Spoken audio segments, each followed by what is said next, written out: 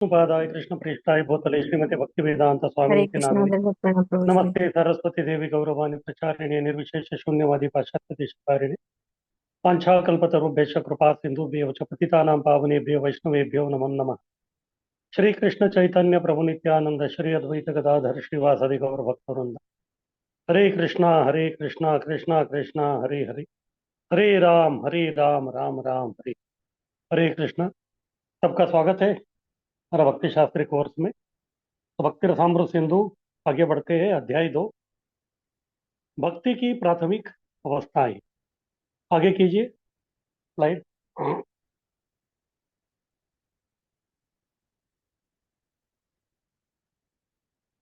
तो भक्ति की प्राथमिक अवस्थाएं, तो भक्ति के जो है 3 विभाग है। तो सबसे पहला विभाग है साधना भक्ति, उसके बाद है भाव भक्ति, उसके बाद है प्रेमा भक्ति।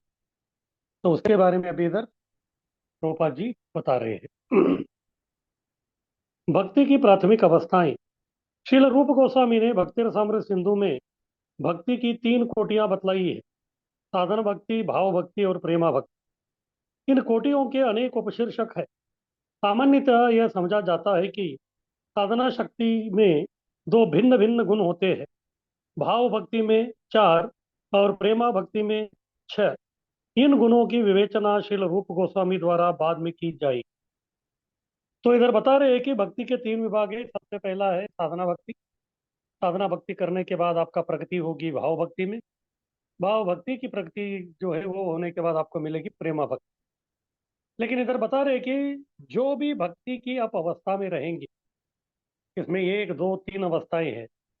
तो पहले अवस्था साधना भक्ति में आपको ये जो शुद्ध भक्ति के जो 6 गुण हैं, उसमें 2 गुण मिलेंगे आप। उसमें जो है 2 ही लक्षण जो है दिखेंगे आप। फिर उसके बाद जो भाव भक्ति है उसमें पहले के जो 2, फिर उसके बाद जो है और 2, यानी कि टोटल 4 जो है गुण आपको मिलेंगे। उसके बाद प्रेमा भक्ति में भाव भक्ति के 4 और 2 गुण एक्स्ट्रा, बोले तो कुल 6 के 6 जो है गुण आपको मिलेंगे। तो जो साधना भक्ति है, तो साधना भक्ति में जो है शुद्ध भक्ति के 2 गुण पहले वाले जो है 2 वो मिलेंगे। साधना भक्ति में आपके 2 जो गुण लक्षण मिलेंगे वो है क्लेशाग्नि और शुभदा। बोलो तो जैसे आप साधना भक्ति आरंभ करते हैं तो फिर आपको क्लेशग्नि, आपका क्लेश दूर हो जाएगा, फिर आपका जीवन जो है मंगलमय हो जाए। फिर जब आप भाव भक्ति में आते हैं तो तभी ये 2 के अलावा और 2, यानी कि क्लेशग्नि और शुभदा तो है, उसके बाद आपको सुदुर्लभा और मोक्ष लघुता कृत, सुदुर्लभा और मोक्ष लघुता कृत ये जो है और 2 गुण आपको मिलेंगे, यानी कि टोटल 4 गुण मिलेंगे। और प्रेमा भक्ति के में जो है 6 के 6 गुण, क्लेशग्नि, शुभदा, तो सुदुर्लभा, मोक्ष लघुता कृत, आंतरानंद, विशेष आत्मा और श्री कृष्णाकर्षण। तो इस प्रकार से जो है व्यक्ति के 3 जो है अलग अलग है विभाग हो गए। अभी इधर एक प्रश्न उठता है कि हम लोग जो है भक्ति कर रहे हैं, तो हम जो भक्ति कर रहे हैं वो है भक्ति के लिए हमको साधना करनी पड़ती। अभी हम लोग देखते हैं इस संसार में कोई भी जो क्रिया है, उस जो भी क्रिया करते हैं उसका एक फल मिलता है। जो भी एक क्रिया करते हैं तो उसका एक फल मिलता है। तो इधर जो है क्रिया है, भक्ति की क्रिया क्या है? साधना। जैसे हम लोग साधना करते हैं तो फिर उसका जो हमको एक फल मिलना चाहिए, उसका फल क्या है? वो है प्रेम। कृष्ण प्रेम जो है हमारा वो फल है। तो फिर प्रश्न उठता है कि ठीक है, एक है साधना और दूसरा है साध्य। एक है हमको जो करना है अभ्यास, वो है साधना भक्ति। और इससे हम लोग जो साध्य यानी कि जो हम लोग प्राप्त कर सकते हैं वो है प्रेमा भक्ति। तो फिर ये बीच में भाव भक्ति क्या आ गए? हाँ, कभी कभी जो इस प्रकार प्रश्न उठ सकता है। तो रूप गोस्वामी समझाते हैं कि जब हम लोग साधना भक्ति करना आरंभ करते हैं तो फिर तभी क्या हो जाता है कि हमारा जो है धीरे धीरे जो है भाव बढ़ने लगता है। लेकिन ऐसा नहीं है कि साधना भक्ति जो है तुरंत जो है वो प्रेमा भक्ति में परिवर्तित होता है। बीच में कुछ एक अवस्था आती है, कि दोनों के बीच में एक अवस्था आती है, उसको भाव भक्ति कहते हैं। तो ये भाव भक्ति जो है ऐसा हम नहीं कह सकते कि पूर्ण शुद्ध प्रेम, ये जो है पूर्ण शुद्ध प्रेम है, नहीं। अभी तक वो पूर्ण शुद्ध हुआ नहीं, क्योंकि भाव में भी जो है कभी कभी अनर्थ या गड़बड़ होने के चांसेस हो सकते हैं। जैसे इसका अच्छा उदाहरण है भरत महाराज। भरत महाराज जो है वो बहुत ही ऊंचे भाव भक्ति में थे। भाव भक्ति का एक लक्षण है विरक्ति। उन्होंने पूरा राज्य छोड़ दिया, लेकिन फिर भी जो है हिरण के प्रति आसक्त हो गए। एक प्रकार का वो आसक्ति का अनर्थ आ गया, इसीलिए वो प्रेमा भक्ति को प्राप्त नहीं कर सके। लेकिन वो केवल साधना कर रहे थे ऐसा नहीं कह सकते, क्योंकि साधना का जो है पूरा परमोच्च स्थिति तक वो पहुंच चुके। जैसे मैं एक उदाहरण बताता हूँ। अभी पता नहीं आप कितने लोग इसको देखे होंगे। जैसे गुड़ बनाते हैं गाँव में, तो खेत में का जो है गन्ना काटते हैं, फिर बाद में उसको साफ करते हैं। फिर बाद में ये बहुत बड़ा कढ़ाई रहता है, नीचे जो आग लगी रहती है, फिर बाद में उसमें जो है गन्ने का रस डालते हैं। फिर गन्ने का रस जो है गर्म करते जाते, गर्म करते जाते। फिर बाद में वो जो गन्ने का रस जो ऐसा एक स्थिति पहुंच जाता है, वो अभी तक पूरा जो है सॉलिड, हाँ, यानी कि जो घनीभूत नहीं हुआ है, अभी भी जो है थोड़ा लिक्विड है। लेकिन उसमें जो है गुड़ के सब लक्षण दिख रहे हैं। लेकिन उसको हम लोग गुड़ नहीं कह सकते, उसको काकवी इस प्रकार से जो है कहते हैं। लेकिन वो काकवी का टेस्ट जो है वो गुड़ जैसा ही है। लेकिन उसमें एक समस्या है।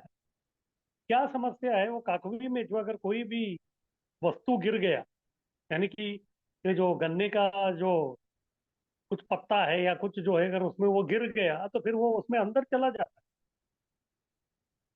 लेकिन जब वो एक और गुड़ बन गया, पक्का सॉलिड बन गया, तो उसमें जो है उसके ऊपर जो है वो पत्ता गिर गया तो भी कुछ नहीं हुआ।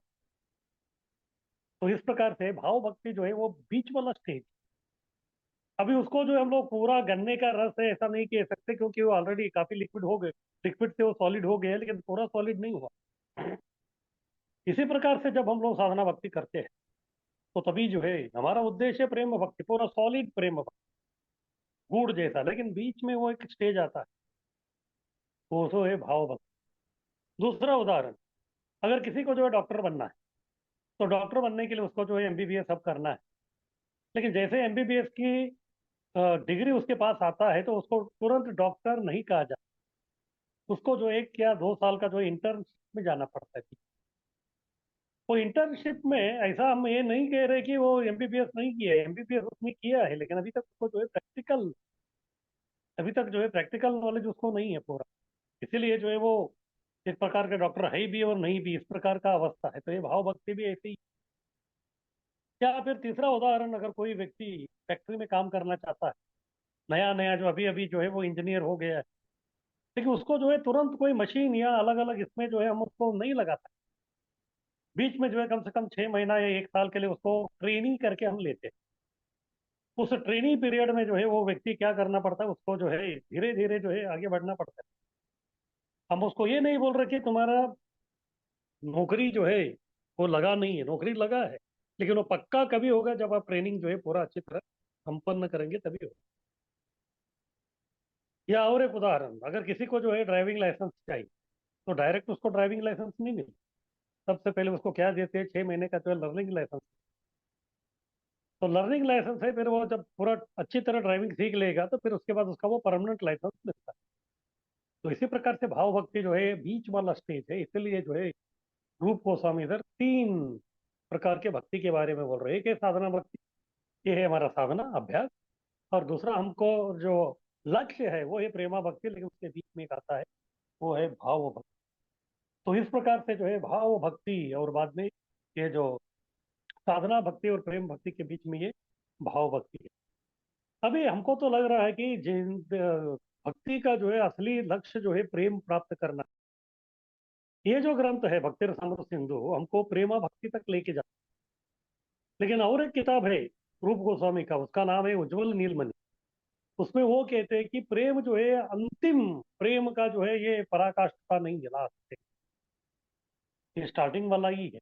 उसमें वो बोलते बोलते हैं कि ये जो साध्य, यानी कि हमको जो प्राप्त करना है, वो एक नहीं 8 प्रकार के साध्य को हमको प्राप्त करना है, साधना करके। तो उसमें वो बताते हैं कि पहला साध्य है भाव, उसके बाद दूसरा साध्य है वो है प्रेम, उसके बाद तीसरा जो है उसके आगे जो है भक्ति आगे बढ़ती है, तो फिर वो होता है प्रणय।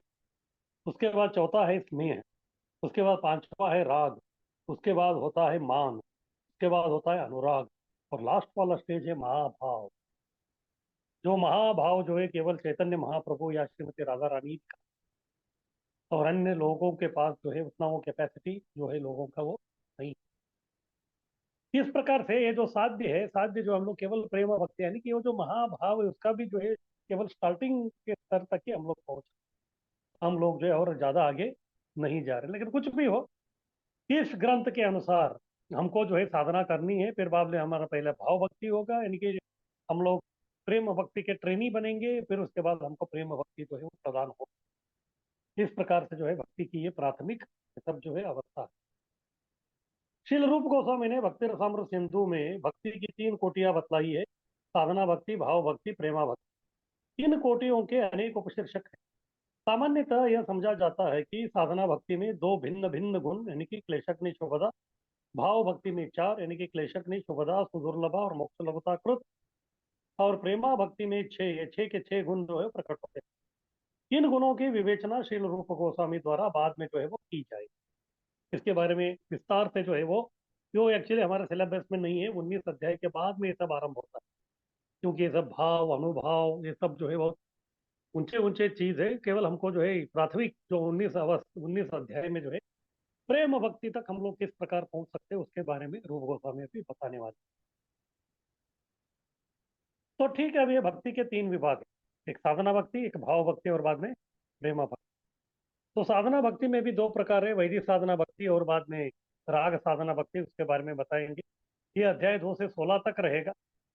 फिर उसके बाद 17 और 18 जो है वो भाव भक्ति का है। उसके बाद 19वां जो अध्याय, एक ही अध्याय, वो है प्रेम भक्ति। ये हो गया भक्ति का विभाजन। तो अभी प्रश्न उठता है कि ठीक है, अभी भक्ति करने के लिए कोई योग्यता चाहिए? रूप गोस्वामी बोलते हैं कि हाँ, योग्यता तो चाहिए आपको, और योग्यता है केवल रुचि। जैसे अगर किसी को जो है 56 भोग उसके सामने रखे, वो 56 भोग खाने के लिए उसके पास योग्यता क्या होनी चाहिए? उसके पास रुचि, टेस्ट होना चाहिए खाने की। अगर वो व्यक्ति बीमार है, उसके पास टेस्ट ही नहीं है, तो 56 के 156 देंगे तो मैं नहीं खा। इसी प्रकार से भक्ति भी अगर हमको प्राप्त करनी है तो और कोई बड़ा बड़ा जो है योग्यता की जरूरत नहीं है। उसको प्राप्त करने के लिए एक इंटरेस्ट, रुचि यानी कि इंटरेस्ट होना चाहिए। जैसे अगर किसी को पेंटर बनना है तो फिर पेंटर बनने के लिए उसको सबसे पहले इंटरेस्ट होना चाहिए। अगर उसमें इंटरेस्ट ही नहीं है तो फिर कितना भी हवा डाल के नहीं हो। अगर किसी को संगीतकार बनना है तो फिर उसको संगीत में रुचि होनी चाहिए। इसी प्रकार से अगर किसी को भक्त बननी तो फिर क्या है, भक्ति में रुचि होनी चाहिए। यही एक योग्यता है। फिर बाद में जैसे अगर किसी को संगीतकार बनना है तो संगीत में जो है थोड़ा रुचि है, लेकिन अभी तक कुछ किया नहीं, फिर बाद में जो है साधना अभ्यास वो सब आएगा। इस प्रकार से सबसे पहला जो है हमको जो चाहिए वो है रुचि। बिना रुचि का जो है कुछ भी हम लोग काम जो है वो नहीं कर सकते। इस दुनिया में हर काम वो जो है रुचि से ही आरंभ होता है। इस प्रसंग में श्री रूप गोस्वामी का सुझाव है कि भक्ति या कृष्ण भावनामृत के पात्र को उसकी विशेष रुचि के अनुसार वर्गीकृत किया जा सकता है। वे कहते हैं कि भक्ति मनुष्य के पूर्व जन्म से चली आ रही सतत प्रक्रिया है। जब तक भक्ति से मनुष्य का कोई विगत संबंध नहीं होता तब तक वह भक्ति ग्रहण नहीं करता। तो भक्ति प्राप्त करने की दो तरीके हैं। सबसे पहले एक वो बता रहे कि ये पिछले जन्मों में कभी जो है इतने जन्म हो गए, उसमें कभी तो हम लोगों ने भक्ति की और टूट गई थी, तो फिर उसको जो है अभी फिर से किसी कारणवश, हाँ, उसका जो है भक्ति का या भक्तों का या कृष्ण का गुरु का संपर्क आ गया, उससे जो है फिर से वो आरंभ हो सकता है। किस प्रकार से जो है भक्ति आरंभ होने का वो एक चांसेस है। जैसे अगर किसी को जो है बैंक में अकाउंट खोलना है तो फिर क्या करना पड़ेगा? अगर उसका पुराना कोई अकाउंट है, 10 साल से वो यूज नहीं कर रहा है, 10 साल से वो डेड अकाउंट बोलते हैं उसको, फिर से जो है कुछ पैसा भर के जो है फिर से वो आरंभ कर, इस प्रकार से जो है बैंक का अकाउंट उसका आरंभ हो सकता है। इसी प्रकार से अगर किसी व्यक्ति का भक्ति जो है कोई जन्म में उसने किया था, अभी कुछ अपराध या कुछ कारणवश उसने आगे नहीं किया, लेकिन अगर उसी को जो है कुछ अनुकूल वातावरण आ गए तो फिर वो व्यक्ति का क्या हो जाता है, फिर से भक्ति जो आरंभ हो जाता है। उदाहरणार्थ, मान लीजिए कि मैं इस जन्म में कुछ हद तक भक्ति करता हूँ, यद्यपि यह 100% पूर्णतया नहीं की जा रही हो, किंतु जितनी भी भक्ति मैं करूंगा वह नष्ट नहीं हो। हाँ, इसके बारे में भगवत गीता में दूसरे अध्याय का 42वां श्लोक, 40वां श्लोक, कृष्ण बोलते हैं, नेहा विक्रमनाशोस्ति प्रत्यवायो न विद्यते स्वल्पमप्यस्य धर्मस्य त्रायते महतो भया। उसमें कहते हैं कि न यह अभिक्रमण, अभिक्रमण बोले तो चक्र, हाँ, वो जन्म मृत्यु का चक्र नहीं उस व्यक्ति को, किसको? स्वल्पमप्यस्य धर्म है। जो व्यक्ति थोड़ा भी भक्ति की है, उस व्यक्ति जितना भी भक्ति करता है उसका वो पैसा इतना ही रहेगा। अगर पिछले जन्म में जो 4 तक का किया है, तो इस जन्म में उसका जो है 5 तक कैसे आरंभ हो। यही जो है भक्ति की खासियत, यानी कि वो श्रेष्ठता है, वो कभी जो है वो खत्म नहीं होती। अगले जीवन में मैं पुनः वहीं से भक्ति प्रारंभ करूंगा जिस बिंदु पर इस जीवन में मैंने बंद की। इस तरह सातत्य सदा बना रहता है। इस प्रकार से उसका सातत्य यानी कि कंटिन्यू, उसका जो है कंटिन्यू जो है भक्ति का बना रहेगा। पिछले जन्म में कभी तो मैं कर रहा था, फिर वो छोड़ दिया, फिर अभी आगे बढ़ा रहा हूँ। इस प्रकार से जो है आगे ये जो है बढ़ता रहेगा। जैसे हम लोग देखते हैं कभी कभी जो हम लोग कुछ अलग अलग प्रकार के जो उदाहरण है, जैसे शास्त्र में भी कहते हैं, क्या शास्त्र में ये कहते हैं कि कोई व्यक्ति जो है पिछले जन्म में कभी भी जो है अगर उसने भक्ति की और बाद में उसने छोड़ दी, तो फिर संयोगवश उसका जो अगले जन्म में जो है फिर से वो भक्ति आरंभ कर सकता है। वो कई सारे उदाहरण जो है श्रीमद् भागवत में, जैसे गजेंद्र थे। गजेंद्र जो है पिछले जन्म में वो इंद्रदुम्न स्वामी महाराज थे, तो फिर उन्होंने भक्ति की थी, लेकिन जो है उनको शाप मिला था, इसलिए वो गजेंद्र बने थे। हाँ, उनका हार्डवेयर बदल गया लेकिन सॉफ्टवेयर वैसे ही था। जब वो संकट में थे तो फिर पिछले जन्म में उन्होंने जो भक्ति की थी वो उनको काम पे आई। फिर तुरंत उन्होंने जो है तालाब में से एक पद्म को निकाला, फिर बाद में भगवान को अर्पण किया, तो फिर वो मुक्त हो गए। या फिर भरत महाराज का ही उदाहरण, पहले वो भरत महाराज थे, भाव भक्ति तक थे, हिरण के प्रति आसक्त हो गए तो हिरण बन गए।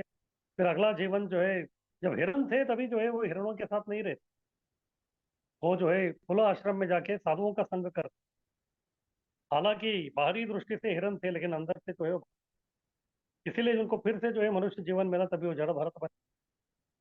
वो जो है बस इस संसार में जो है कोई भी इसके प्रति आसक्त होने की इच्छा ही नहीं, क्योंकि आसक्ति के कारण वो हिरण बन गए।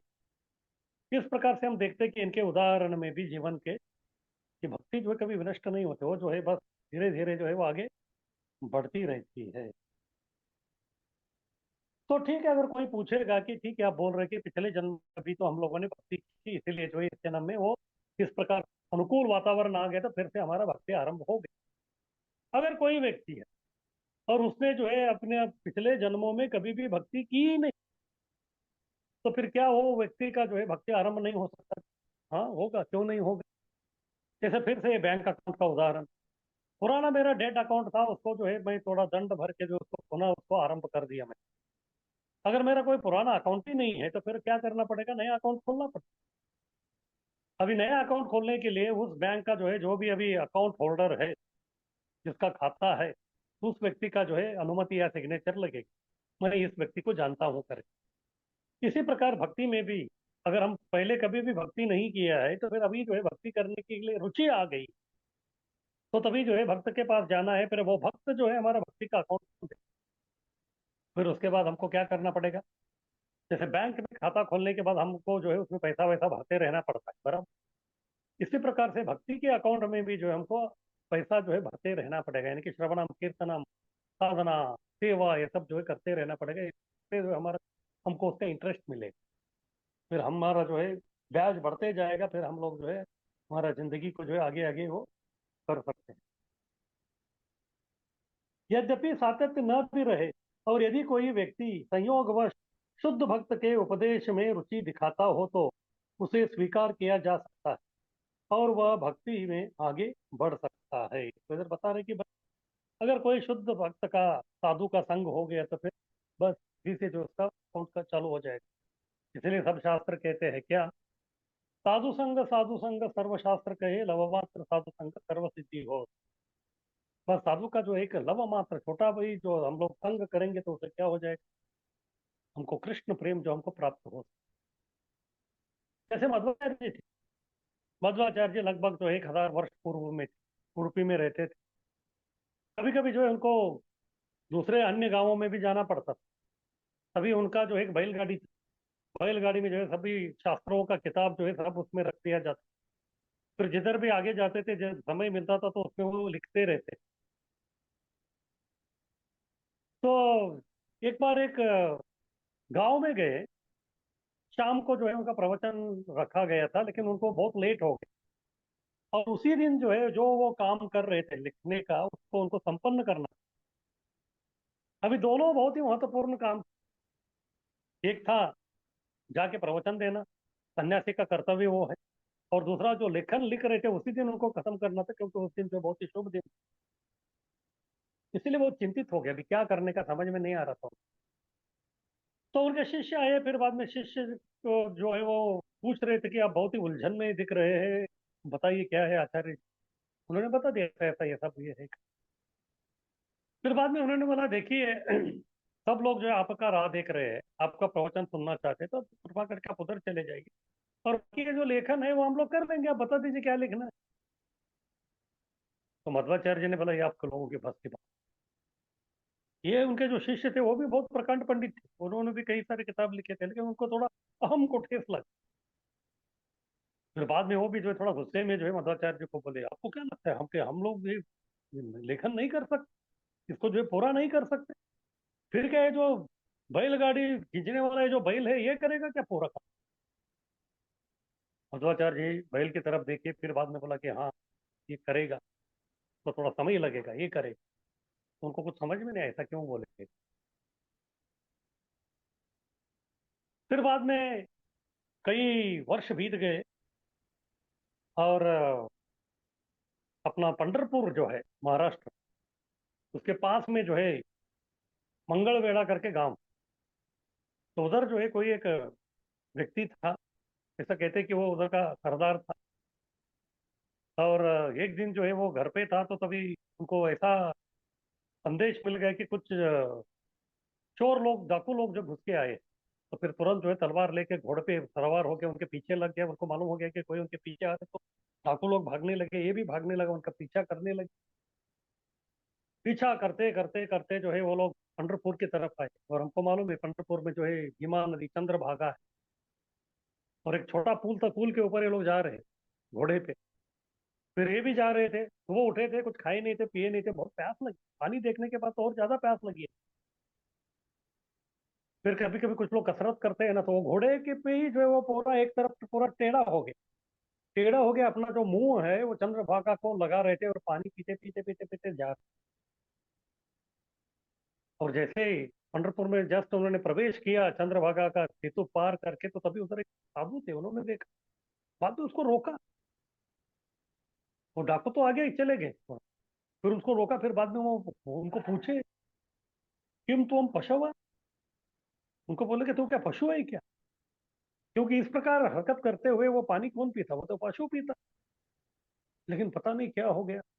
और वो भी जो है बहुत बड़े मध्व संप्रदाय के सन्यासी। तो जैसे उनके मुंह उनके मुखारविंद से उन्होंने सुना क्या अब पशु है क्या, तो तुरंत इस व्यक्ति को जो है अपने पूर्व जन्म का याद आ गया।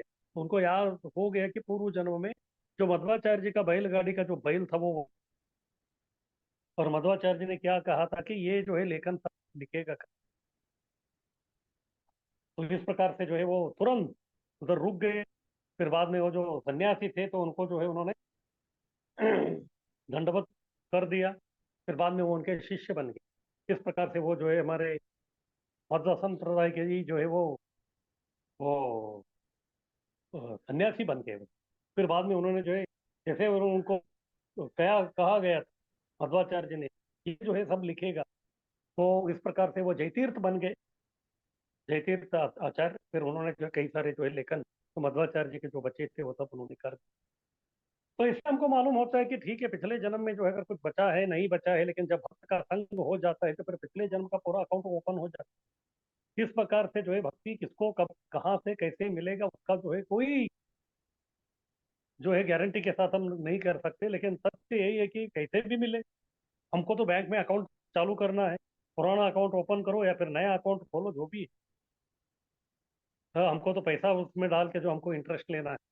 हाँ यही इंटरेस्ट यही रुचि जो हमको इस भक्ति में होनी चाहिए। इसलिए भक्ति करने के लिए एक ही योग्यता है, उसके प्रति हमारा थोड़ा लगाव होना चाहिए। संयोग व शुद्ध भक्त के उपदेश में रुचि दिखाता हो तो उसे स्वीकार किया जा सकता है, और यह भक्ति में आगे बढ़ सकता है। जो भी हो, ऐसे व्यक्ति जिन्हें भगवत गीता तथा श्रीमद् भागवत जैसे ग्रंथों के समझने में सहज रुचि है, उनके लिए भक्ति उन लोगों की अपेक्षा अधिक सरल है जो केवल मानसिक चिंतन यानी कि ध्यान एवं तर्क प्रक्रियाओं में क्या। तो इधर स्पष्ट रूप से बोल रहे कि जो व्यक्ति केवल ज्ञानी है, केवल तर्क करता रहता है, ऐसा है वैसा है, लेकिन कुछ करता नहीं, उससे जिसको जो है गीता और भागवत के जो अ, साहित्य है उसमें अगर किसी को जो है थोड़ा भी रुचि है तो वो जल्दी भक्त बने। बाकी जो केवल तर्क वितर्क करने वाले लोग जो है वो जल्दी भक्त नहीं बनते। जैसे सार्वभौम भट्टाचार्य।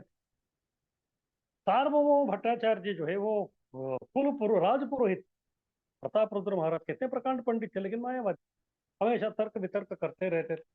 जब चैतन्य महाप्रभु भी उनको मिले तो तभी उनके सामने वो तर्क ही प्रस्तुत कर रहे। लेकिन बाद में चैतन्य महाप्रभु की कृपा उन पे हो गई तो फिर वो भक्ति में आ गए। फिर बाद में वो चैतन्य महाप्रभु को बोलने लगे ये जो तर्क करना जो है ये बस कुकुर श्रृगाल सब भ्यूं भ्यूं करे। कुकुर यानी कि कुत्ता। कुत्ता क्या करता है, भौंकता है। श्रृगाल यानी कि जो सियाल है वो भी, लोमड़ी, ये सब जो है वो भी कुत्ते की तरह ही जो है वो क्या करते हैं, वो भौंकते रहते हैं। मैं भी मायावादी जब बना था तो तभी केवल मैं भौंक रहा था, उसका कुछ मतलब नहीं। लेकिन अभी आपकी कृपा से जो है मुझे भक्ति की शक्ति मालूम हो गई, तो इसीलिए जो है मैं भक्ति का अ, रस का जो अमृत का जो सागर है उसमें जो है मैं अभी गोते लगा। इस कथन की पुष्टि के लिए प्राचीन काल के विद्वानों ने बहुत प्रमाण दिए। उनके सामान्य मतानुसार कोई भी व्यक्ति अपने तर्कों तथा निर्णयों पर आधारित कतिपय दृढ़ विश्वासों द्वारा शासित हो सकता है। तो इधर बता रहे कि पुराने जमाने में जो ज्ञानी लोग रहते थे वो अपना ध्यान के बलबूते में जितने भी उन्होंने जो ज्ञान प्राप्त किया है उसके ऊपर जो है कोई विषय के ऊपर वो तर्क करते, लेकिन कब तक चलता था, जब तक दूसरा कोई ज्ञानी आके उनके तर्क का खंडन नहीं करता था तब तक वो चलता। आजकल हमारे जो वैज्ञानिक लोग हैं उनका भी वैसे ही, जैसे डार्विन था। डार्विन ने एक सिद्धांत कर दिया, उसके बाद दूसरे आए उसका सिद्धांत तोड़ दिया। इस प्रकार ये तोड़म ताड़ी सब चलता रहता है, क्योंकि इनको जो है शास्त्र का ज्ञान या परम सत्य मालूम नहीं। तो इस प्रकार के लोगों के इसमें जो है हम लोग उलझ जाएंगे तो फिर हमको जो है असलियत क्या है हमको मालूम नहीं पड़ता। इसलिए श्रीमद् भागवत में कहा गया है तर्को प्रतिष्ठा श्रुतयो विभिन्न।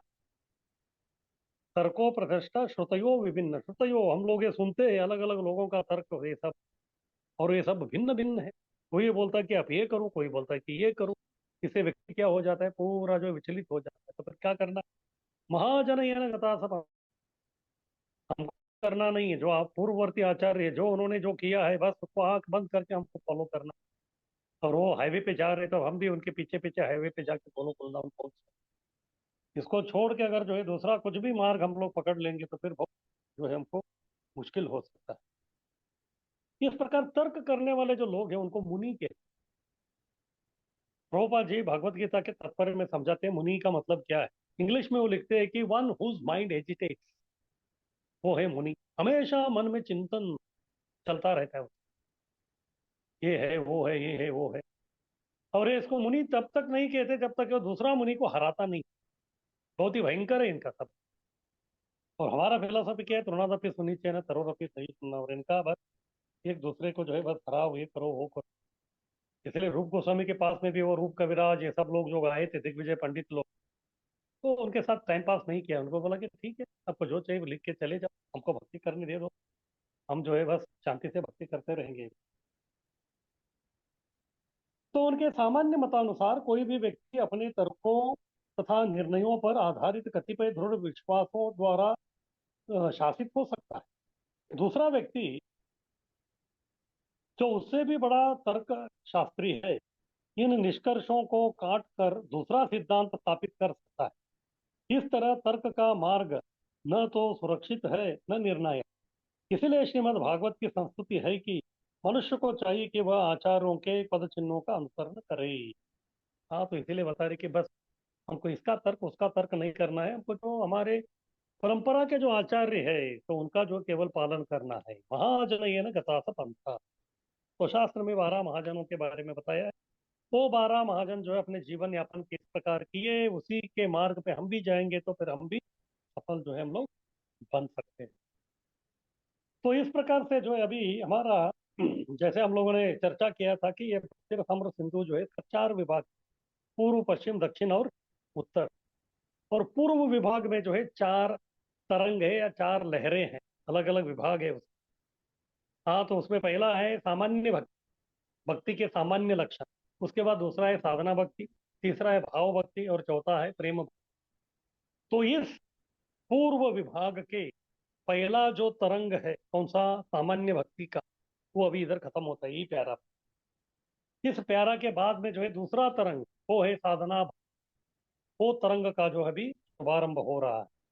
तो इसके बाद जो है ये 16वें अध्याय तक चलेगा। इतना लंबा जो है, पूरा 19 अध्याय में ये जो है लगभग 16-17 अध्याय इसी के बारे में कहा गया है। क्योंकि हमको करना क्या है, हमको साधना ही करना। इसलिए इसके ऊपर जो है बहुत प्रभुपाद जी जो है विस्तार से हमको जो इसको समझाया है। रूप गोस्वामी भी इसके ऊपर जो है बहुत ही विस्तार से जो अलग अलग श्लोकों से हमको इसको समझाया है। आगे की।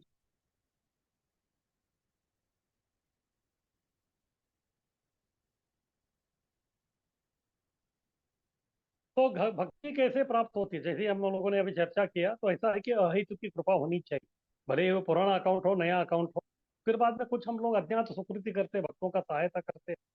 फिर उसके बाद भक्ति आरंभ होता है। भक्ति करने के लिए आकर्षण होता है, फिर भक्ति हम लोग करते हैं।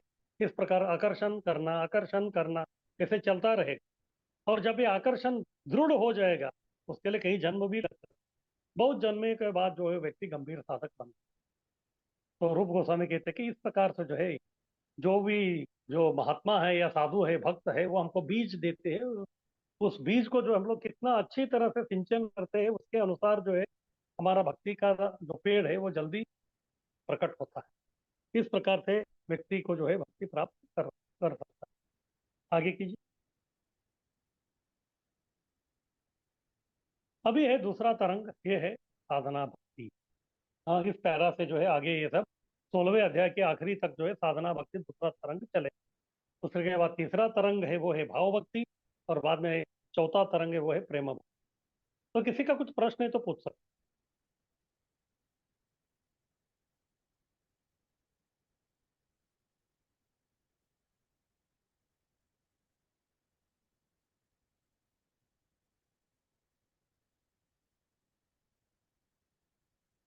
हरे कृष्णा दंडोत प्रभु जी। हैं।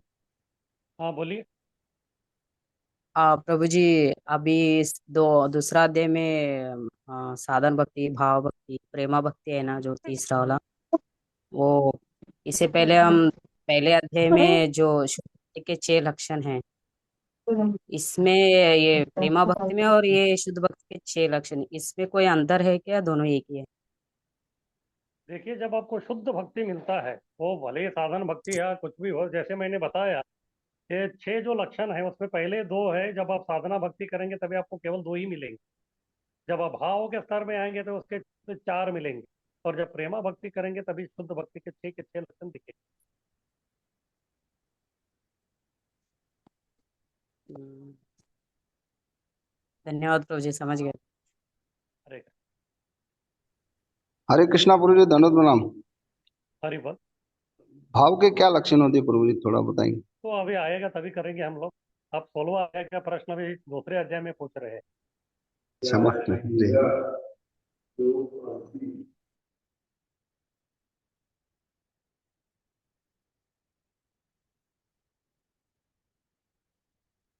और किसी को कुछ बोलना है? प्रभु जी, ये जैसे हाँ, आपने बताया कि मतलब किसी का अकाउंट ओपन होता है और कोई पुराने अकाउंट से चलता है, तो ये हम्म, भक्तों का जो संग मिलता है उसमें हम्म। ऐसा कि ये पहले से है या नहीं है, ऐसा कुछ पॉइंट के ऊपर विचार करने का कोई फायदा है या नहीं, सोचना चाहिए इस बिल्कुल बारे कुछ में? फायदा नहीं है। बस आपका जो अकाउंट खुल गया है, बस अभी आप पैसा कैसे डालने का वो देखते रहिए।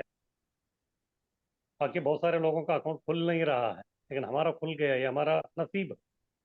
तो फिर इस नसीब को जो है आप और उज्जवल बनाएंगे। ठीक है प्रभु। हरे अरे,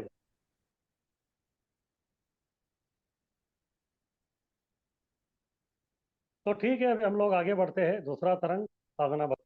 आगे कीजिए स्लाइड।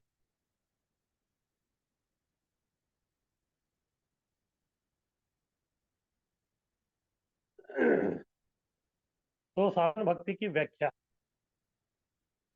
श्रील रूप गोस्वामी ने अपनी कृति भक्ति रसामृत सिंधु में भक्ति का सामान्य विवरण दिया है। इसके पूर्व भक्ति की 3 कोटियां बताई जा चुकी है, साधन भक्ति, भाव भक्ति और प्रेमा भक्ति। अब श्रील रूप गोस्वामी साधना भक्ति का वर्णन करना चाहते हैं। हाँ, तो इस प्रकार से जो है रूप गोस्वामी ने भक्ति का सामान्य विचरण किया। सामान्य विचरण की भक्ति के सामान्य भक्ति के बारे में अब तक उन्होंने सब बताया। भक्ति की शुद्ध भक्ति की व्याख्या क्या है, उसके लक्षण क्या है, उसको कैसे प्राप्त होता है, वो सब बताया। फिर अभी उसको कैसे करने का साधना भक्ति, इसके बारे में जो अभी हमको बताने वाले हैं। तो सबसे पहले फिर ये जो साधना भक्ति है उसकी व्याख्या क्या है। तो साधना भक्ति की व्याख्या ये है कि इंद्रियों को जो है भक्ति कार्य में लगाना। हाँ, अपने जो भी इंद्रिय है उसको भक्ति के कार्य में लगाना। साधना का अर्थ है अपने इंद्रियों को किसी विशेष प्रकार के कर्म कार्य में लगाना। अतएव साधन भक्ति का अर्थ हुआ अपने विभिन्न इंद्रियों को कृष्ण की सेवा में लगाना, भक्ति। तो साधना भक्ति में हम क्या करते हैं और कुछ नहीं करते। हमारे जितने भी जो इंद्रिय है, भले कर्मेंद्रिय हो, ज्ञानेंद्रिय हो, जो भी है, सबको जो है कृष्ण के सेवा में लगाना, और कुछ जो हमको ये करना नहीं है। सेवन मुखे ही जिह्वादो स्वयं एवं स्फुरत्यता, सब जो है हम लोग सेवा में लगा देते हैं। तो सेवा कर करके जो है फिर क्या हो जाते हैं, हमारा जो है इंद्रिय शुद्ध हो जाता है। अभी किसी का ये प्रश्न हो सकता है कि अरे प्रभु जी, हमारा जो है इंद्रिय जो है इतने कलुषित है, अभी उसको जो है शुद्ध भक्ति में हम लोग कैसे लगा। लेकिन हमारे पास और कोई ये नहीं है, पर्याय नहीं है। इसी से हमको काम करना पड़ेगा। अगर मान लीजिए मेरे पास 5 रुपए है और मेरा इच्छा है कि मुझे बिजनेस आरंभ करना, और मेरे किस्से में 5 ही रुपए है, तो फिर मैं जो है इन्वेस्ट कितना करूंगा, मैं 5 रुपए ही करूंगा। 5 रुपए से मेरा बिजनेस चालू करना पड़ेगा। इसी प्रकार से अगर मुझे भक्ति करनी है तो फिर मेरे पास है ही क्या, मेरे पास जो भी इंद्रिय है वो सब भौतिक है, कलुषित है। उसी को मुझे उसमें लगाना पड़ेगा। फिर बाद में जो उसको घिस घिस के जो उसको जो है वो शुद्ध करते करते जो हमको भक्ति में जो है आगे बढ़ना पड़ेगा। जैसे किसी को यज्ञ करना है, यज्ञ जो है मेन है, ब्राह्मण बैठ के उसमें स्वाहा स्वर्गा करके मंत्र उच्चारण करके जो डालते हैं, वो असलियत में वो यज्ञ। यज्ञ का मतलब वो है।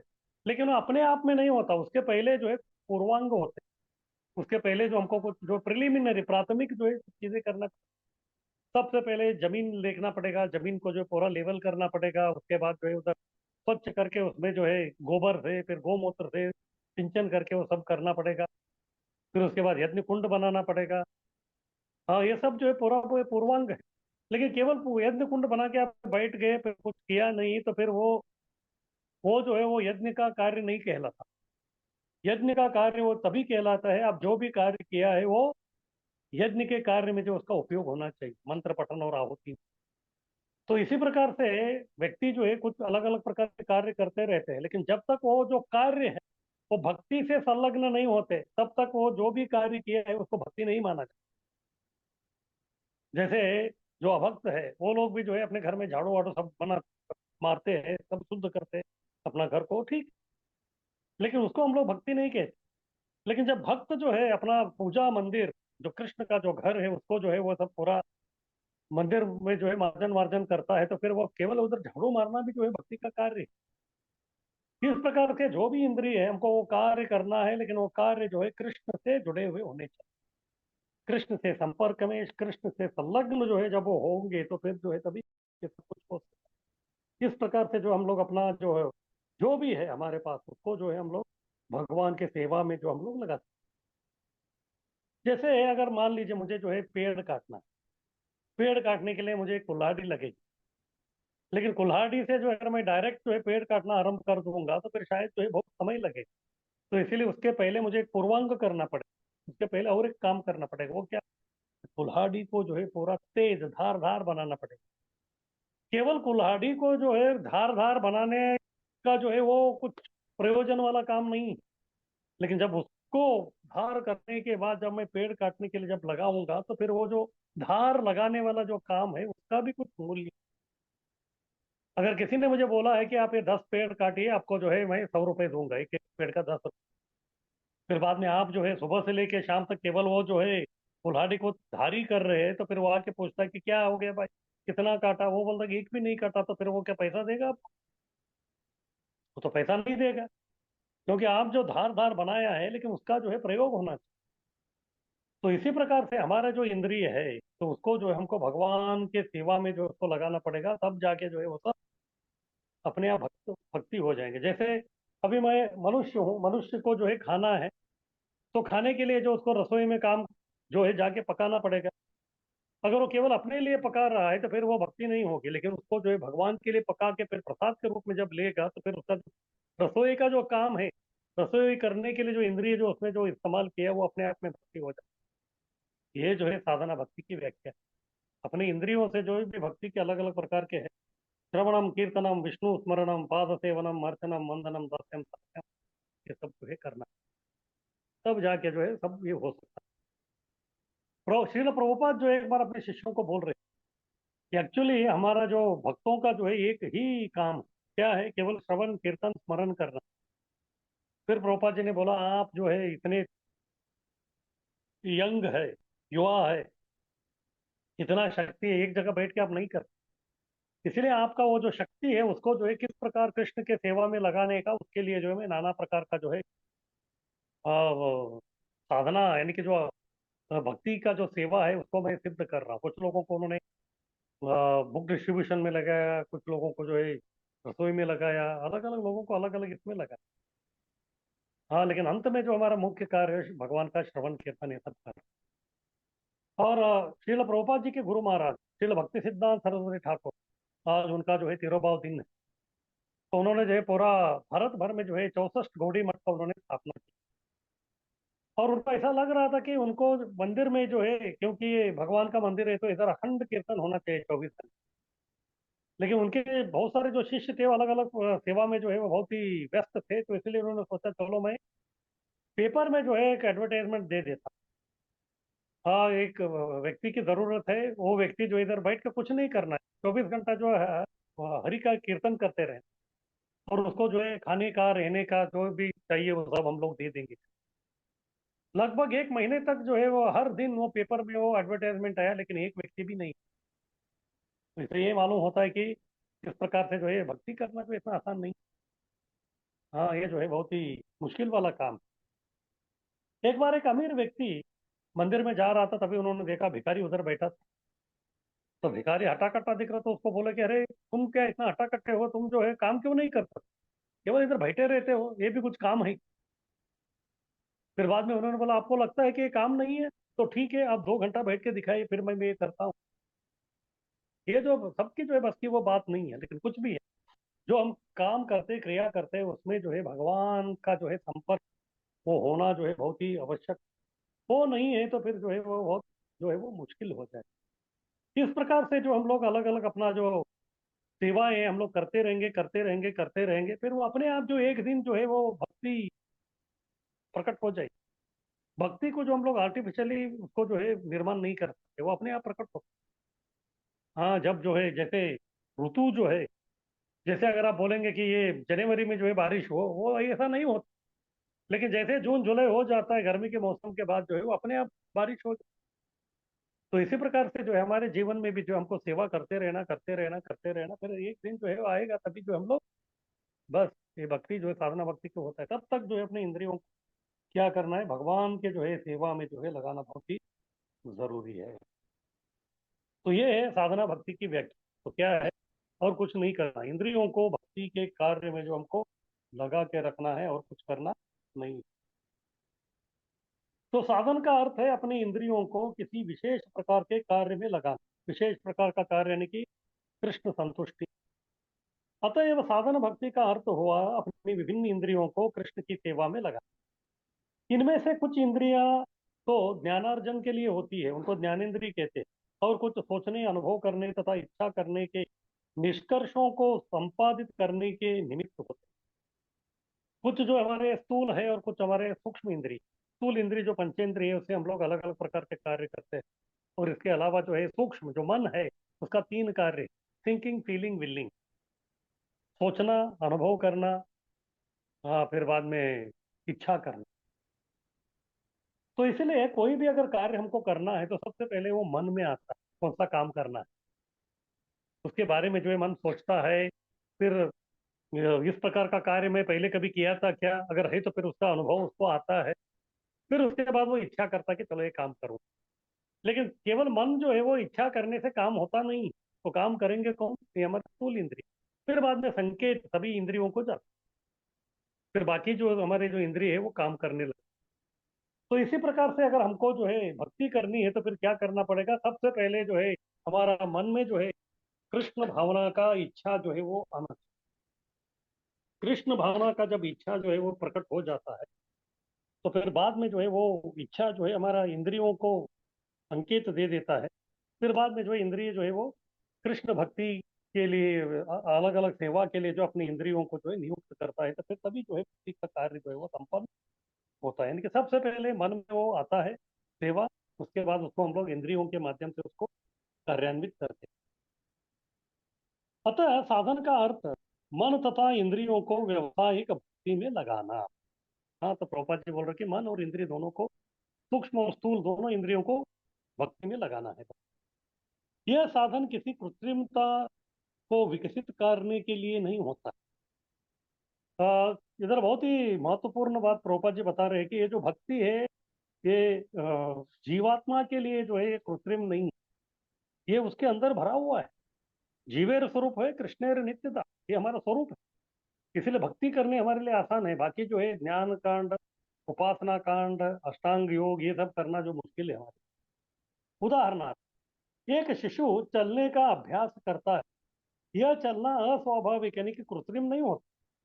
शिशु में चलने की क्षमता मूलतः रहती है और केवल थोड़े से अभ्यास से वह अच्छी तरह चलने लगता है। इसी तरह परमेश्वर की भक्ति प्रत्येक जीव की प्राकृतिक प्रवृत्ति है।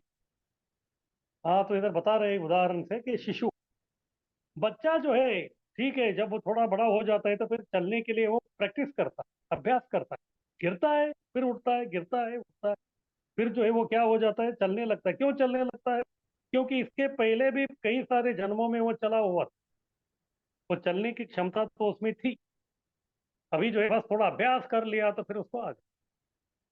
जैसे हमको भी अनुभव है, अगर कोई जो है व्यक्ति साइकिल चलाना सीख लिया है बचपन में, फिर कुछ कारणवश जो है कई वर्षों तक जो है उसने साइकिल चलाने का जो अभ्यास है उसको नहीं किया। मान लीजिए 10-15 साल हो गए, उसके बाद जो है अगर उसको फिर से जो है शायद साइकिल चलाने की जो है नौबत आ गई, तो फिर उसको क्या है, ठीक है स्टार्टिंग में जो है थोड़ा इम्बैलेंस और ये हो सकता है, लेकिन थोड़ा प्रैक्टिस करेगा तो फिर से वो साइकिल चलाना चालू कर देगा। क्यों? इसके पहले भी उसको साइकिल चलाना आती। या फिर अगर कोई सी व्यक्ति को जो है स्विमिंग, हाँ, वो बचपन में सीखा है, बाद में उसने उसका प्रयोग नहीं किया, जब बड़ा हो जाता है 15-20 साल के बाद भी जो है जब पानी में गिरता है तो फिर थोड़ा कष्ट होता है, लेकिन क्योंकि पहले उसने सीखा है तो फिर से जो है वो चल जाता है। अगर मान लीजिए आप कोई कार में जा रहे हैं और कोई जो है टेकड़ी, हाँ, जो पर्वतमय इलाका है उसमें आप चल रहे हैं, तो कभी कभी इंजन गर्म हो जाता है या फिर कुछ गड़बड़ी हो के जो है इंजन रुक गया हो, तो फिर क्या करेंगे आप? थोड़ा आपको रुकना पड़ेगा, उसको जो है इंजन को ठंडा करना पड़ेगा, और जैसे वो ठंडा हो जाता है तो फिर बाद में चालू कीजिए, फिर हो जाता है, चालू हो जाता है। क्यों चालू होता है? क्योंकि इसके पहले भी चल रहा था। अगर वही जो कार है पिछले 50 साल से जो है गैरेज में पड़ा हुआ है, तो उसको कितना भी धक्का मारिए वो नहीं होगा, नहीं चलेगा, क्योंकि इसके पहले वो चल ही नहीं रहा। इसी प्रकार से जो है भक्ति, वो नया कुछ नहीं है, पुराने हम लोग कर रहे थे, उसको केवल एक धक्का मारना।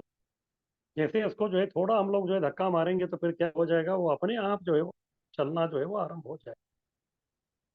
जैसे कुछ लोग बोलते हैं कि अ, मनुष्य को जो है या बच्चों को जो है उनको जो है ये सेक्स एजुकेशन देना चाहिए करके, लेकिन उसका कोई आवश्यकता नहीं।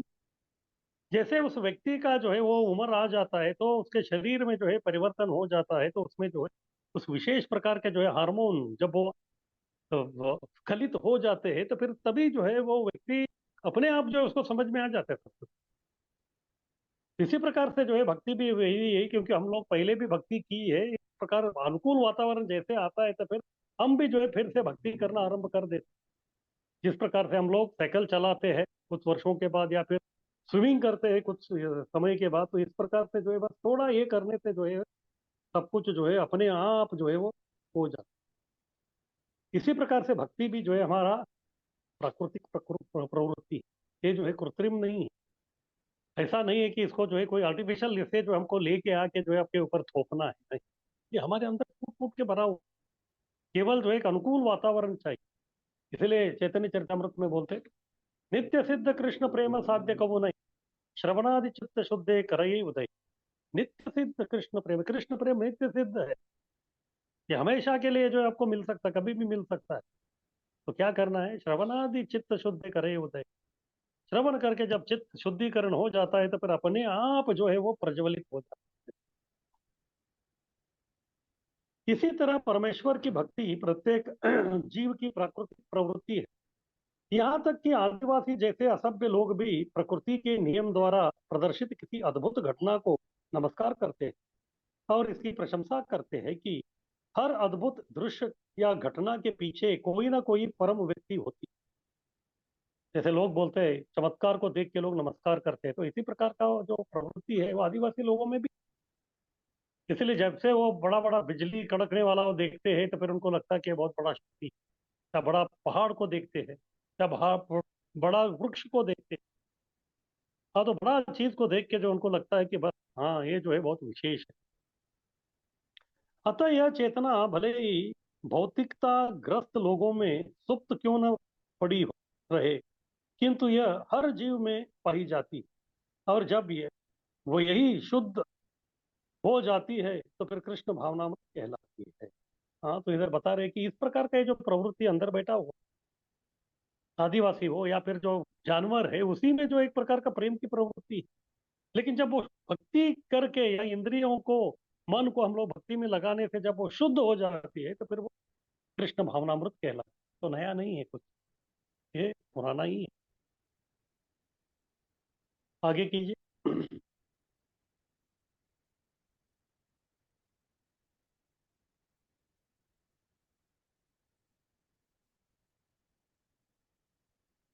तो ये हो गया शुद्ध भक्ति के बारे में। और अभी आगे बता रहे कि भक्ति का अभ्यास कैसे। एक तो व्याख्या हो गया, व्याख्या क्या है, हमारे इंद्रिय और मन को भगवान की सेवा में लगा, यही भक्ति है और कुछ नहीं, सिंपल। तो ठीक है, अभी लगाना है तो फिर भक्ति जो साधना भक्ति है उसका अभ्यास कैसे हो, उसके बारे में अभी प्रभुपाद जी हमको समझा रहे हैं। अपनी इंद्रियों तथा मन को किसी कार्य में लगाने के लिए कुछ निर्धारित यानी कि निश्चित विधियां हैं, जिनसे प्रेम में कृष्ण के प्रति हमारी सुप्त चेतना उसी प्रकार जागृत हो उठती है जिस तरह एक शिशु थोड़े से अभ्यास से चलने लगता है। जिसमें मूलभूत चलने की क्षमता नहीं होगी वह अभ्यास से चल नहीं सकता। बहुत महत्वपूर्ण चीज बोल रहे हैं। अगर उसमें वो चलने की प्रवृत्ति ही नहीं है तो फिर वो नहीं चलता। जैसे कभी कभी हम देखते हैं व्यक्ति जो चल रहा था, अचानक उसका एक्सीडेंट हो जाता है, पैर कट जाता है, तो फिर बाद में उसको क्या करते हैं, उसको लकड़ी का पैर लगाते हैं, तो उसके बाद भी वो चलने लगता है क्योंकि इसके पहले भी वो चल रहा है। जैसे हमारा अनुभव है कि जो दूध, अभी दूध को जो उसमें कल्चर यानी कि उसमें जो है उसको दही बनाना है तो फिर क्या करना पड़ेगा, उसमें थोड़ा दही डालना। वो दूध में जो है थोड़ा दही मिक्स करने से जो है अगले सुबह तक वो क्या हो जाता है, वो दही बन जाता है। लेकिन ये जो चूना, चूने का जो पानी अब बनाते हैं वो भी दूध जैसा ही दिखता है। अगर उसमें जो है आप दही डालेंगे तो फिर अगले दिन वो दही नहीं जमता उसमें। क्यों? क्योंकि वो दूध था ही नहीं। तो इसी प्रकार जिसमें जो है वो भक्ति की प्रवृत्ति है ही नहीं तो फिर वो व्यक्ति कभी भक्ति नहीं करता। अगर उसमें पहले थोड़ा भी प्रवृत्ति थी तो फिर वो अपने आप जो है वो चालू करेगा। लेकिन कृष्ण कहते हैं कि बस सब लोगों में जो इस प्रकार की वो प्रवृत्ति है, केवल जो है कुछ संपर्क चाहिए, कुछ टच चाहिए, उससे जो है वो इस प्रकार हो सकता है। जिसमें मूलभूत चलने की क्षमता नहीं होगी वह अभ्यास से चल नहीं सकता। इसी प्रकार मात्र अभ्यास अर्थात साधना से कृष्ण भावनामृत को जागरूक नहीं किया जा सकता। वस्तु तो ऐसा कोई साधन है ही नहीं। जब हम अपनी अंतक क्षमता को अंतक क्षमता का विकास भक्ति के लिए करना चाहते हैं तो कुछ ऐसी विधियां हैं जिन्हें स्वीकार करने एवं संपन्न करने से वह सुप्त क्षमता जागृत हो उठती। ऐसा अभ्यास साधन भक्ति कहलाता है। तो भक्ति क्या है? अ, भक्ति यही है कि हमारे अंदर वो है, उसको जो है केवल जागरूक करना है। उसको किस प्रकार से जागरूक करना है, उसके लिए हमको क्या करना है, वो अगर हम लोग कर रहे हैं तो फिर वही। इसको जो है बाहर से जो है कोई एक्स्ट्रा लोड लेके आके डालने का कोई आवश्यकता नहीं, अंदर है, उसको केवल जो हमको पनपने देना है, उसको विकसित करने के लिए जो हमको उसका जो है कुछ ये करना पड़ेगा, अभ्यास करना पड़ेगा। तो ये है साधन भक्ति की अभ्यास। साधन भक्ति के अभ्यास में क्या है, भक्ति तो अंदर पड़ी हुई है, उसको प्रज्वलित करना है। जैसे पुराने जमाने में जो चूल्हे रहते थे, तो चूल्हे का जो आग था, रसोई होने के बाद रात को जो उसको बुझाते नहीं थे, ऐसे ही छोड़ देते, और सवेरे जब आके उधर देखते थे तो फिर आपको आग नहीं दिखता था, केवल राख दिखती। लेकिन वो केवल राख नहीं था, राख के अंदर जो है वो आग थी। तो केवल क्या करना है, थोड़ा अभ्यास करना है। क्या अभ्यास करना है, बस फूकनी लेके फूंक मारना है। जैसे फूकनी लेके फूंक मारते थे तो फिर अग्नि जो है प्रज्वलित हो जाता। बस इसी प्रकार ये जो है कितने साल या कितने जन्म पहले का वो जो भक्ति है पड़ा हुआ है, जैसे राख बन के बड़ा हुआ है, लेकिन वो केवल राख नहीं, उसके अंदर कुछ चिंगारी है। और जिस चिंगारे को जैसे आप फूंक मार के उसको भड़काते हैं तो फिर वो शोले बन, तो जो है अग्नि भक्ति का जो है वो प्रज्वल हो जाता। आगे कीजिए।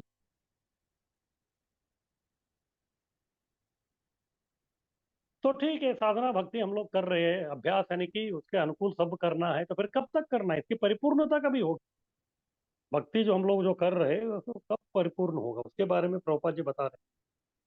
प्रत्येक जीव भौतिक शक्ति यानी कि माया के वशीभूत होकर उन्मत्तता की असामान्य स्थिति में जकड़ा रहता है। अभी हमारा समस्या क्या है वो बता रहे हैं। हम अभ्यास तो कर रहे हैं, लेकिन अभ्यास करते करते जो उसमें परिपूर्णता, परफेक्शन नहीं आ रही। क्यों? क्योंकि हम माया के वशीभूत। तो माया के वशीभूत जो व्यक्ति है वो क्या करता है, उसके बारे में श्रीमद् भागवत में कहा, नूनम प्रमत्त कुरुते विकर्म यत इंद्रिय प्रीति माप्नोति। नूनम, नूनम बोले तो निश्चित रूप से क्या होता है, प्रमत्त कुरुते, प्रमत्त व्यक्ति। हाँ, प्रमत्त यानी कि एक प्रकार का जो है उन्मादता के बारे में बता रहे हैं। तीन प्रकार के उन्मादता है, एक है मत, एक है उन्मत्त, और उसके ऊपर है प्रमत्त। मत यानी कि व्यक्ति जो है पिया हुआ है, इतना नहीं चढ़ा है। हाँ, रात को जो है थोड़ा इधर उधर अपने घर का चक्कर काटेगा, लेकिन घर को, जो घर का उसको मालूम हो जाएगा, फिर अंदर चला जाएगा। उसके बाद दूसरा जो व्यक्ति है वो है उन्मत्त, उसको थोड़ा ज्यादा चढ़ी है। फिर वो व्यक्ति जो है अपना घर के जो है उधर ही बहुत सारा चक्कर काटेगा, फिर बाद में कोई मिलेगा उसको बोलेगा ये कर रहा है, फिर वो घर में चला जाए। और तीसरा जो है प्रमाद, इतना चढ़ी है, इतना चढ़ी है कि चलने को नहीं हो रहा। अब इस तरफ कभी उस तरफ ऐसा जा रहा है, वो घर पहुंचेगा ही नहीं, किधर तो गटर में जाके गिर। इसको बोलते हैं प्रमत्त। तो हम भी जो है इस संसार में जो है इतने माया के वशीभूत होके जो है प्रमत्त हो गए कि हम लोग जो है अपना घर गोलोक वृंदावन जाने के बारे में सोच ही नहीं रहे। तो इस प्रकार के जो लोग हैं वो क्या करते हैं, कुरुते विकर्म, 100% ये लोग विकर्म करते हैं, यानी कि पाप कृत्य, विकर्म, विरुद्ध कर्म, शास्त्र के विरुद्ध कर्म ही करते हैं। क्यों? यह इंद्रिय प्रीति वापनन होती, अपने इंद्रियों के स्वार्थ के प्रति जो है उनका प्रीति यानी कि रुचि है। अपना स्वार्थ, अपना सुख, अपना भोग, इसी के प्रति वो उनका जो है लगाव है। इस कारण से जो है वो लोग, हाँ, ये जो शुद्ध भक्ति है उसमें जो है वो नहीं, उसको जो है करना ही नहीं चाहते। श्रीमद् भागवत में कहा गया है, सामान्यतः बद्ध जीव उन्मत्त होता है क्योंकि वह सदैव ऐसे कार्यों में लगा रहता है जो बंधन तथा दुख के कारण है। कुरुते विकर्म। आत्मा अपने मूल रूप में सच्चिदानंद स्वरूप है। भौतिक कार्यों में फंसने के कारण ही वह दुखी, नश्वर तथा अज्ञानी बन गया है। यह विकर्म के कारण है। विकर्म का अर्थ है न किए जाने वाले कार्य। अतएव हमें साधन भक्ति का अभ्यास करना चाहिए, जिसका अर्थ यह होता है कि प्रातःकाल मंगल आरती, श्री विग्रह का पूजा की जाए, कतिपय भौतिक कार्यों से दूर रहा जाए, गुरु को नमस्कार किया जाए, और उन अनेक विधि विधानों का पालन किया जाए जिनकी विवेचना क्रमशः यहाँ की जाए। इन साधनों से मनुष्य की उन्मत्तता जाती रहेगी। जिस प्रकार मनोरोग चिकित्सक के आदेशों से मानसिक रोग चला जाता है, उसी प्रकार इस साधन भक्ति से बद्ध जीव की वह उन्मत्तता दूर हो जाती है जो माया के वशीभूत होने से उत्पन्न होती। तो कभी कभी लोग बोलते हैं कि हम साधना कर रहे, साधना कर रहे, लेकिन अभी तक जो है हमको परिपूर्णता नहीं हुई है। क्यों? क्योंकि अभी भी हम लोग उन्मत्त। जब तक हम लोग उन्मत्त है तब तक जो है ये हो। तो जैसे जो कोई व्यक्ति पागल है, तो उसको जो है पागलों का जो डॉक्टर है उनके पास लेके जाते हैं। तो उसको ठीक करना है तो फिर डॉक्टर क्या करता है, दो प्रकार के जो है वो कार्य उसके ऊपर करता है। एक, उसका जो है, क्योंकि वो अभी भूल गया, वो जो पागल व्यक्ति है वो भूल गया कि वो कौन है, तो इसलिए वो कौन है ये उसको वो समझाना पड़ेगा, या फिर वो मानना पड़ेगा कि वो कौन है। तब तक जो है उसका चिकित्सा चालू रहे। अगर मान लीजिए कोई व्यक्ति, उसका नाम है रमेश, अभी वो पागल हो गया तो उसको लेके जाएंगे कहाँ, डॉक्टर के पास। फिर डॉक्टर उसको पूछता है आपका नाम क्या है, वो रमेश नहीं बोलेगा। क्यों? क्योंकि वो पागल है। यदि अगर वो पागल नहीं होता तो फिर वो बोल देता था, फिर मान भी लेता था कि वो रमेश। वो बोलेगा कि मैं प्राइम मिनिस्टर हूँ, मैं ये हूँ वो हूँ। जब तक वो इस प्रकार जो है अपना ओरिजिनल परिचय को छोड़ के दूसरा अलग अलग कुछ वो बोलता रहेगा तो तब तक जो है इसका ट्रीटमेंट चालू रहेगा, उसको जो है शॉक ट्रीटमेंट मिलता रहेगा। इसी प्रकार से हम भी जो है, हम भी एक प्रकार के पागल बन गए हैं माया के वशीभूत हो। इसीलिए जो हमको भी पूछा जाएगा कि आप कौन है, फिर हम बोलेंगे कि मैं प्रेसिडेंट हूँ, रेसिडेंट हूँ, ये हूँ वो। ये उपाधि से काम नहीं चलेगा। हमारा ओरिजिनल क्या है, जीवेर स्वरूप है कृष्णेर नित्य दास। जब तक हम लोग अपने आप को दास नहीं मानते तब तक जो है इस प्रकार का जो है पागलपन हमारे ऊपर भी रहेगा। फिर हमारे डॉक्टर कौन है, वो है माया देवी। तो माया देवी जो है अपना त्रिशूल, उसमें जो है तीन सुई है, तीनों से चुबाती रहती है हम, अधिभौतिक, आध्यात्मिक, अधिदैविक। इस प्रकार का जो है वो क्लेश देती रहती है। कब तक? जैसे ये पागल जो है जब तक ठीक नहीं होता तब तक उसका शॉक ट्रीटमेंट चलता रहेगा, हमारा भी होता। तो ये हो गया एक प्रकार का ट्रीटमेंट पागल को ठीक। दूसरा और एक ये है कि वो पागल होने से पहले कहाँ कहाँ गया था, वो सब जगह से में उसको लेके जाने। फिर जैसे हम लोग उधर लेके जाते हैं तो फिर वो पागल को पूछते कि इधर कभी आया था क्या। फिर वो थोड़ा देखता है, फिर बोलता है कि हाँ ऐसा कुछ तो लग रहे थे, मैं कभी इधर आया होगा। फिर बाद में डॉक्टर को लगता है कि चलो ये इतना पागल नहीं है, थोड़ा थोड़ा जो है अभी स्मरण आ रहा है। फिर उसी जगह में जो है उसको बार बार लेके आके उसको घुमाते रहेंगे तो फिर जो है उसको एक दिन अपने आप जो है पागलपन ठीक होके उसको सब स्मरण आ जाए। तो इसी प्रकार से हम लोग भी जो है भगवान के दास। तो इसलिए हमको भी जो है कहाँ लेके जाने का, मंदिर में लेके आने का, धाम में लेके आने का।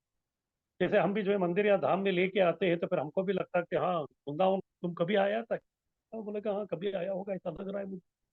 फिर धीरे धीरे जो है वो व्यक्ति ठीक हो सकता है। इस प्रकार से वो व्यक्ति जब तक पूरा ठीक नहीं होता तब तक वो पागल को डॉक्टर उनको नहीं छोड़ता। उसी प्रकार से माया देवी भी जब तक हम लोग कृष्ण के भक्त नहीं बनते तब तक हमको नहीं छोड़ता। और जब पागलपन पूरा चला जाएगा, फिर अच्छी तरह से जब हम भक्ति करेंगे तभी जो है साधना भक्ति की परिपूर्णता होगी।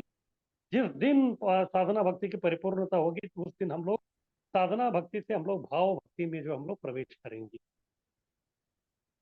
जिस प्रकार मनोरोग चिकित्सक के आदेशों से मानसिक रोग चला जाता है, उसी प्रकार इस साधना भक्ति से बद्ध जीव की वह उन्मत्तता दूर हो जाती है जो माया के वशीभूत होने से उत्पन्न होती है। तो इस प्रकार से जो है जब ये पागलपन चला जाता है तो तभी हम लोग साधना भक्ति की परिपूर्णता, जो परफेक्शन है, वो स्टेज में हम लोग आते हैं। आगे की।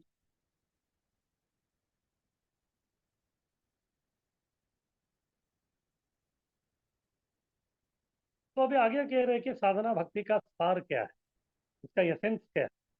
इसके लिए रूप गोस्वामी श्रीमद् भागवत का ये जो है 7वें स्कंद का पहला अध्याय का 32वां श्लोक, तस्मात् केनापि उपायेन मन कृष्ण निवेशये, मन को किसी भी तरह कृष्ण में लगाना। तो यही साधना भक्ति का सार। अगर कोई बोलेगा कि ठीक है सार रूप में मुझे बताइए साधना भक्ति का मतलब क्या है, कुछ भी करो लेकिन मन को कृष्ण में लगा। वो कैसे लगा रहे वो हमको मालूम नहीं। यही जो है साधना भक्ति की जो है वो सार है। तस्मात् केनापि उपायेन मन कृष्ण निवेशये। कोई भी प्रकार का जो है आप अभ्यास कीजिए लेकिन मन जो है कृष्ण में लगना चाहिए।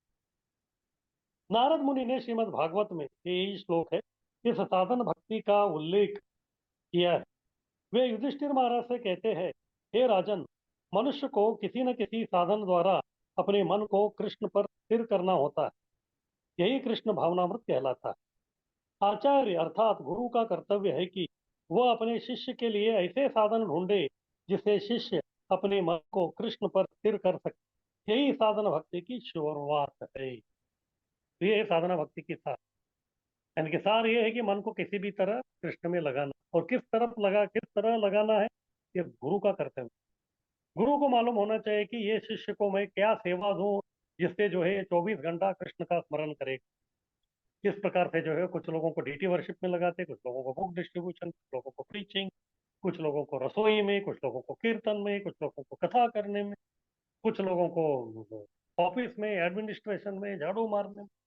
इस प्रकार अलग अलग प्रकार के जो है वो सेवा निकालते हैं, जिससे जो है सेवा करते करते वो अपने आप को कृष्ण से संबंधित करके मन को जो है कृष्ण में वो लगा सकते। तो इसका दो उदाहरण जो है अभी प्रभुपाद जी बता रहे किस प्रकार से मन को जो है कृष्ण में लगाना। सबसे पहला है चैतन्य महाप्रभु, हरे कृष्ण कीर्तन करे, कीर्तनीय सदा हरि, प्रणादपि सुनीचेन तरोरपि सहिष्णुना अमानीन मानदेन कीर्तनीय सदा हरि। इस प्रकार से जो हम लोग मन को कृष्ण में लगा सकते। श्री चैतन्य महाप्रभु ने हमें इस प्रयोजन हेतु एक प्रामाणिक कार्यक्रम प्रदान किया है, जो हरे कृष्ण महामंत्र के कीर्तन पर केंद्रित है। इस कीर्तन में इतनी शक्ति होती है कि मनुष्य तुरंत कृष्ण से जा मिलता है। यही साधन भक्ति का शुरुआत है। मनुष्य को एन केन प्रकारेण अपना मन कृष्ण पर स्थिर करना है। तो ये है, इसलिए चैतन्य महाप्रभु ने भी वही बोला। हाँ, तो कैसे भी करके जो है मन को जो है कृष्ण में लगाना है, कि हरे कृष्ण कीर्तन करना है या कृष्ण से संबंधित कोई भी जो है कार्य करना है। तो प्रभुपाद जी और एक उदाहरण दे रहे अमरीश महाराज। अमरीश महाराज जो अपना सभी इंद्रिया सभी मन जो है कृष्ण में लगा, सभी मना कृष्ण पदारयंत, मन जो है कृष्ण चरण में उन्होंने लगा। परम संत अमरीश महाराज ने योग्य राजा होते हुए भी अपना मन कृष्ण पर स्थिर किया। इसी प्रकार जो कोई भी इस तरह से अपने मन को स्थिर करने का प्रयास करता है, वह अपनी मूल कृष्ण चेतना को सफलतापूर्वक जागृत करने में तेजी से प्रगति करेगा। हाँ, तो इस प्रकार से जो है साधन भक्ति का सार है, किसी भी प्रकार से मन को जो है कृष्ण में लगाना है। उसके लिए जो है गुरु या आपके जो अ, वरिष्ठ लोग हैं, आपका जो है रुचि है वो देख के जो अलग अलग प्रकार की आपको सेवा देंगे, तो सेवा करते रहिए। हाँ, फिर अपना साधना करते रहिए। इससे जो है हम लोग इस साधन भक्ति का सार यानी कि हमेशा जो है मन को कृष्ण में हम लोग लगा सकते हैं। आगे की।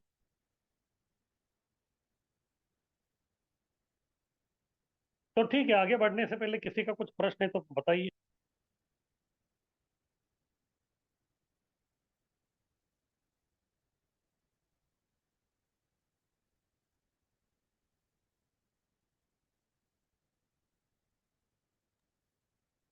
हरे कृष्ण प्रभु जी, दंडवत प्रणाम। हाँ, हरी। प्रभु जी, मेरा एक क्वेश्चन है कि जैसे आपने बहुत होता है कि भाई भक्ति करते हैं लोग लेकिन बीच में छोड़ देते हैं, तो वो भी क्या हमारा ये जो आपने सारा समझाया, तो वो उससे क्या रिलेटेड है क्या? कि भक्ति करते करते फिर वो पूरा छोड़ देते हैं भक्ति को पूरा, फिर वो पूरी मटेरियलिटी में आ जाते हैं, कुछ लोग ऐसे देखे गए हैं। तो वो क्या वो भी ऐसे ही लोग हैं क्या जिनको उनकी स्वीकृति नहीं है या उनको संग नहीं मिला? आप मतलब समझाइए प्रभु जी इसको। तो मेन ये है कि आपको जो है मौका दिया गया है भक्ति करने के लिए, फिर अभी इससे जो है आपको मालूम हो रहा है कि भक्ति में आपको करना क्या है। लेकिन अगर आप ये करना छोड़ देंगे तो फिर कैसे होगा। जैसे मान लीजिए अगर कोई व्यक्ति डॉक्टर, जो डॉक्टर बन गया, उसका जो प्रैक्टिस सब कुछ चल रहा है, बहुत ही अच्छा चल रहा है, उसको जो है समाज में भी जो है डॉक्टर बन के ही रहना है, तो फिर उसको क्या करना पड़ेगा, उसका जो अपना प्रैक्टिस चालू ही रखना पड़ेगा। जब तक उसका प्रैक्टिस चलता रहेगा तब तक जो है वो व्यक्ति जो है डॉक्टर कहलाएगा। जब वो छोड़ देगा तो फिर बाद में जो है मुश्किल हो जाएगा। इसी प्रकार से जब तक हम लोग जो है सब अ, भक्ति के जो नियमों का जो है सब पालन कर रहे हैं, तब तक तो कुछ प्रॉब्लम नहीं। लेकिन पालन करने के इसमें जो है प्रॉब्लम कभी आती है जब अहंकार आता है, जब व्यक्ति जो अपने आप को कुछ समझता है। क्योंकि ये हमको समझ में आना चाहिए, कितना सब सोचने के बाद ये सब जो है मेरी क्षमता से नहीं हो रही। जैसे मैंने आपको बताया कि अकाउंट जो है अगर मुझे पुराना या नया कुछ भी वो खोलना है, तो उसके लिए जो है कोई एक जो है व्यक्ति गारंटी वाला मुझे लगता है जो मेरे अकाउंट का जो है वो गारंटी ले, उसकी कृपा से जो है मेरे अकाउंट खुल रहा है। इसलिए जो है मुझे तो ये करना नहीं है, बोले तो मेरी बलबूते पे हो रहा है, ऐसा कुछ करने का ये नहीं।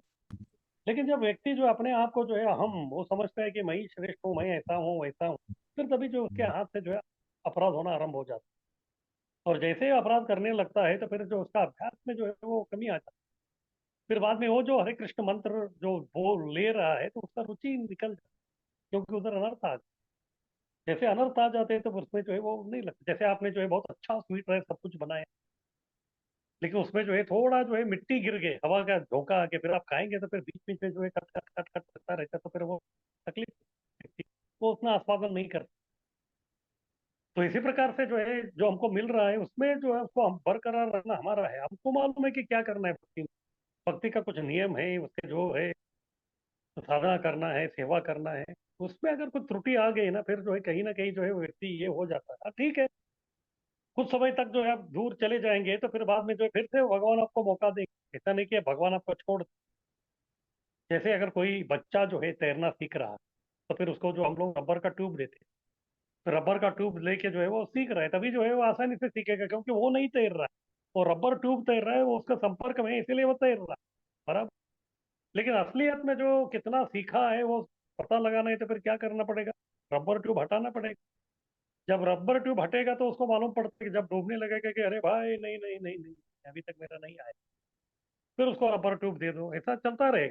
ऐसा करते करते करते एक दिन जो है इतना अच्छा तैरेगा कि उसको रबर ट्यूब का आवश्यकता नहीं। इसी प्रकार से भक्ति जो है हम लोग दूसरों का जो अ, मदद है, सहायता है, उसके कारण हम लोग सब कर रहे हैं। अब भाई अपने आप में कर रहा हूँ ऐसा ये करूंगा तो फिर जो है कभी कभी भगवान जो है रबर ट्यूब निकाल देते, फिर डुबाते। फिर तभी जो फिर से अपने भगवान को हाथ मारेंगे या भक्तों को पुकारेंगे तो फिर वो मदद के लिए तैयार। इस प्रकार वो चलता रहता है। फिर बाद में एक दिन उसको अच्छी तरह समझ में आ जाएगा कि भाई और कुछ नहीं, ये भक्तों के संग के कारण ही मेरी भक्ति चल रही है बस। तब जाके जो उसको कुछ प्रॉब्लम नहीं है, फिर जो है वो साधना भक्ति का जो है परिपूर्णता तक। हरे कृष्ण प्रभु जी, दंडवत प्रणाम। हाँ हरि बोल। प्रभु जी, जैसे आपने बताया कि ये हमारे पूर्व जन्म से चली आती है भक्ति, हम्म। तो ये मतलब कब फिर इसका बीज कब ये उत्पन्न होता है, कौन से जन्म में होता है? और कुछ कुंडली को अगर देखा जाए तो कुछ ऐसे हाउस रहते हैं जिनमें किसी का शुक्र ज्यादा बली है, किसी का बुध है, तो वो लोग भक्ति नहीं कर पाते हैं। तो वो ऐसे फिर ये भक्ति कितना इम्पोर्टेंट होता है? कुंडली ज्यादा इम्पोर्टेंट होता है कि भक्ति? देखिए, भक्ति का और आपका कुंडली का कोई लेना देना नहीं है। भक्ति जो है आत्मा के लिए है, आपका कुंडली आपका ये शरीर के लिए है। वहाँ भक्ति जो है आपको आध्यात्मिक जगत में लेके जाना वाला है, और कुंडली जो है जब तक हम भौतिक जगत में है उसके लिए करने का ये है। आपका कुंडली का और भक्ति का कोई संबंध नहीं है। जब कभी कभी लोग देखते, कभी कभी लोग भक्ति करते हैं तो आसानी से चलता रहता है, उनको कोई बाधा नहीं आता। क्यों? क्योंकि उनका कुंडली क्लियर है, इसलिए आसानी से वो भक्ति करते हैं। दूसरा भी जो है वो भक्ति कर रहा है, लेकिन उसमें जो बहुत बाधाएं आ रही है क्योंकि उनका कुंडली खराब। तो इसलिए कुंडली अच्छा हो या कुंडली खराब हो, उसका भक्ति अगर आपने ठान लिया कि भक्ति करना है तो वो तो चलता रहेगा। लेकिन आपको जितने भी जो आपके विगत जो आपका जो पूर्व जन्म के जो कर्म है वो जो है आपको भोगना ही पड़ता है। उससे जो है कोई छुटकारा नहीं। इसलिए वो कुंडली का और भक्ति का कोई लेना देना नहीं। कुंडली जो है केवल आपका जो भौतिक अस्तित्व और भौतिकता का जो सब चल रहा है उससे ही चलता है। कुंडली अच्छा है इसलिए उस व्यक्ति को भक्ति मिलेगा, वो बिल्कुल नहीं चलेगा। ये भक्ति अलग ही चीज है। कुंडली का और उसका जो है कोई संबंध नहीं। तो इसलिए किसी का कुंडली अच्छा हो या खराब हो, हम तो सब लोगों को प्रचार करेंगे, सबको भक्ति में लेके आने का अपना काम। अभी लेना नहीं लेना हो उसकी ये है। कभी कभी ऐसे होता है कि जब व्यक्ति जो है बहुत दुखी रहता है, एक्चुअली देखा जाए कि तभी जो है बहुत सुनहरी मौका है कि वो भक्त बन जाए। लेकिन ऐसा होता नहीं कभी कभी। सामान्यतः हम देखते हैं कि जब व्यक्ति जो है बहुत दुखी रहता है तो फिर वो भगवान को गाली देना चालू करता है। तुमने मेरे पार मेरे इसके लिए क्यों ऐसा कर रहे हैं। तो इस प्रकार से जो है वो दोनों हो सकता है। तो इसीलिए जो कुंडली अच्छा है बुरा है उससे जो है भक्ति का कोई लेना देना नहीं है। लेकिन हम कुंडली कैसे भी हो, भक्ति तो हमको करते ही रहना है, बस और कोई ये नहीं। हाँ, ये हो सकता है कि क्योंकि आप अभी भक्त बन गए हैं, कुंडली खराब है, तो उसका जो इफेक्ट है आपको वो कम गिरे, क्योंकि आपको जो है हम्म, बड़ी बारिश में जो है एक भक्ति का एक रेनकोट मिल गया है। ऐसा नहीं कि रेनकोट मिलने से जो है वो बारिश रुकने वाला नहीं, बारिश आएगी, लेकिन उसका जो इफेक्ट आपको थोड़ा कम गिरेगा। क्यों? क्योंकि आप कृष्ण को समझोगे। जब व्यक्ति उसका कुंडली बहुत खराब है तो फिर वो जो है भक्ति नहीं करता, तो फिर उसके पास रेनकोट नहीं हो तो भीग जाए। इसलिए जैसे आप कुंडली का बोल रहे तो मैं बताता हूँ कि अगर किसी का जो है राहु बहुत ही खराब है, अगर वो भक्त है तो सुसाइड नहीं करेगा। अगर बाहर का व्यक्ति है तो उसको इतना प्रताड़ना हो रहे तो वो उसका सुसाइड करने का चांसेस ज्यादा रहे। लेकिन कुछ भी हो, कुंडली का और इसका कोई लेना देना नहीं है। अच्छा हो बुरा हो, सब लोग जो है भक्ति में जो है सबका जो है स्वागत। तो वो तो केवल भौतिकता के लिए है, तो इसीलिए जो है पूर्व जन्म में क्या हो गया उससे हमको कोई लेना देना नहीं।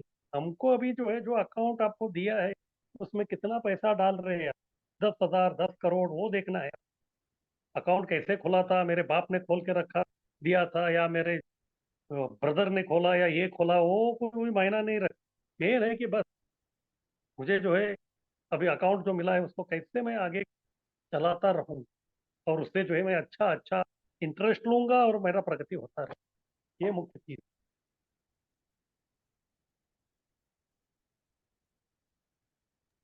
जी प्रभु जी। अरे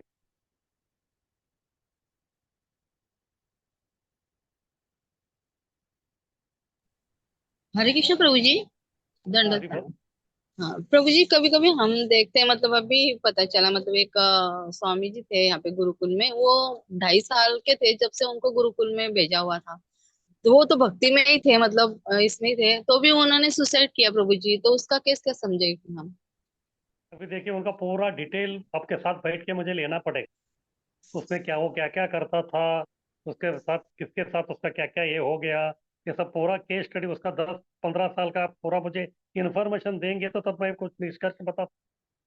अभी केवल ये एक स्टेटमेंट से मैं कोई जजमेंट नहीं दे। कोर्ट में भी जो है कोई जो केस चलता है तो फिर कोई 2 स्टेटमेंट में नहीं चलता, वो चलता है सालों तक चलता है। किस प्रकार से आप उसका जो है 5 10 साल का जो है पूरा स्टोरी मुझे बताएंगे तो मैं बताऊंगा कि ऐसा क्यों हो। केवल ऐसे एक स्टेटमेंट से जो मैं कुछ नहीं बता ठीक है प्रभु जी, हरे कृष्ण, दंडवत। सकता।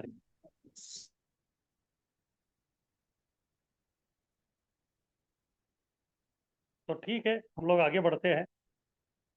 तो आगे है ये जो साधना भक्ति है, इसके भी दो विभाग। एक है वैदिक साधना भक्ति, ये बहुत लंबा है, यही हमको करना है। ये है अध्याय 2 से लेके 14 तक, बहुत लंबा। यानी कि कम से कम 12 अध्याय, 19 में 12 अध्याय यही है वैदिक साधना। किस प्रकार से करने का उसी के बारे में रूप गोस्वामी विस्तार से हमको समझा रहे हैं। फिर जैसे वैदिक साधना भक्ति संपन्न होता है तो फिर हम लोग रागानुगा भक्ति में आते हैं। वो है केवल 2 ही अध्याय, अध्याय 15 और 16। दोनों में ज्यादा कुछ अंतर नहीं है। वैदिक साधना भक्ति जो है वो क्या है, जबरदस्ती से करने वाला भक्ति जो उसको बोलते हैं वैदिक भक्ति। हाँ, हमको जो रुचि नहीं है लेकिन फिर भी करना है, वो है जबरदस्ती भक्ति, वो है वैदिक भक्ति। लेकिन एक बार वो जबरदस्ती निकल जाती है तो फिर बाद में जो जबरदस्त होता है भक्ति, वो है राग, वो है राग भक्ति। तो उसके लिए जो है ज्यादा हमको प्रयास करने का जरूरी नहीं पड़ता, क्योंकि हमको भक्ति करने के लिए जो बहुत रुचि है। इस प्रकार से दो है, एक है वैदिक साधना भक्ति और दूसरा है रागानुगा भक्ति। इस प्रकार से इसमें दो जो है वर्गीकरण कहा है। अब इस साधन भक्ति के भी दो भाग किए जा सकते हैं। पहला भाग विधि विधानों के अनुसार भक्ति, यानी कि ये वैदिक भक्ति है। इसमें अपने गुरु के आदेश से या प्रामाणिक शास्त्रों के अनुसार विभिन्न विधि विधानों का पालन करना होता है, और इससे इनकार होने का प्रश्न ही नहीं उठता। ये है गुरु साधु शास्त्र का पालन करना। गुरु क्या बोल रहे हैं, शास्त्र क्या बोल रहे हैं, हमारे साधु यानी कि आचार्य क्या बोल रहे हैं, उसके हिसाब से हमको ये साधना। और जब एक बार उन्होंने बोल दिया तो फिर इसमें हम लोग ना नहीं बोल। जैसे इस्कॉन में भी नया नया व्यक्ति आता है तो फिर हम उससे ये अपेक्षा करते हैं कि वो व्यक्ति हरे कृष्ण महामंत्र का जप करे और 4 नियम का पालन करे। ये नहीं करने का जो है वो प्रश्न ही नहीं उठता, फिर वो जो है व्यक्ति वो इस्कॉन का सदस्य नहीं कहला सकता। यह वैदिक भक्ति कहलाती है। इसे बिना तर्क के करना पड़ता है। अब इसमें जो है कोई तर्क नहीं करना है स्टार्टिंग में, क्योंकि तर्क करने के लिए आपके पास जो है कुछ ना कुछ क्या बोलते हैं, बुद्धि होनी चाहिए। अभी इस्कॉन में आज ही पहली बार आया है, उसके पास क्या ज्ञान और क्या बुद्धि है? कुछ नहीं है। उसको क्या है, भक्ति में आगे बढ़ना है तो जो वरिष्ठ लोग बोल रहे हैं उसको पालन करना ही है। तर्क करने के लिए भी जो उसके पास कुछ तो ध्यान चाहिए, वो ध्यान नहीं है। इसी प्रकार से जो इधर बता रहे हैं, ये वैदिक भक्ति करने के लिए जो आपको तर्क करने की कोई आवश्यकता नहीं है, तो गुरु साधु शास्त्र बोलते हैं उसके हिसाब से हमको ये सब जो है करना है, बिना तर्क के करना है। उसके बाद जो है दूसरा है साधन भक्ति का दूसरा भाग है रागानुगा भक्ति। रागानुगा भक्ति उन स्थिति को सूचित करती है जिसे जिस पर विधि विधानों का पालन करते हुए मनुष्य कृष्ण के प्रति कुछ अधिक अनुरक्त हो जाता है और प्राकृतिक सहज प्रेम के कारण भक्ति करता है। उदाहरणार्थ, भक्ति में रत मनुष्य को प्रातःकाल उठकर आरती करने का आदेश दिया जा सकता है। प्रारंभ में अपने गुरु के आदेश से शिष्य तड़के जल्दी उठता है और आरती करता है, किंतु फिर उसमें वास्तविक अनुराग उत्पन्न हो जाता है। जब उसमें यह अनुराग उत्पन्न हो जाता है तो वह स्वतः अर्च विग्रह को सजाता है, उसके लिए तरह तरह के वस्त्र तैयार करता है और भक्ति को उत्तम रीति से करने के लिए नई नई योजनाएं बनाता है। यद्यपि यह भक्ति साधन भक्ति के अंतर्गत आती है, किंतु यह प्रेममयी सेवा की भेंट स्वतः स्फूर्त होती है। इस तरह साधना भक्ति दो भागों में विभक्त हो की जा सकती है, वैदिक तथा रागानुगा, दो प्रकार का।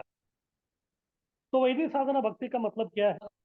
जैसे बच्चा है, आज तक जो है वो स्कूल नहीं गया, उसको स्कूल भेजना है, तो माँ को जो है बहुत प्रयत्न करना पड़ता है, उसको पटाना पड़ता है। वो जाने के लिए तैयार ही नहीं।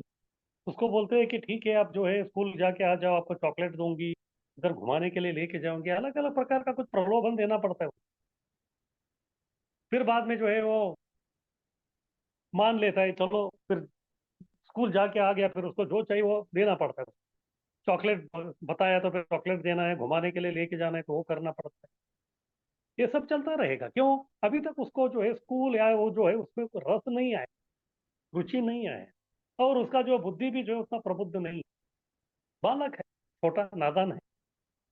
लेकिन जैसे जैसे वो बड़े होता है तो फिर बाद में जो है माँ को उसको बोलने का आवश्यकता नहीं पड़ता, वो अपने आप जो है थोड़ा तैयार हो जाता है, सब कुछ ये चलता है।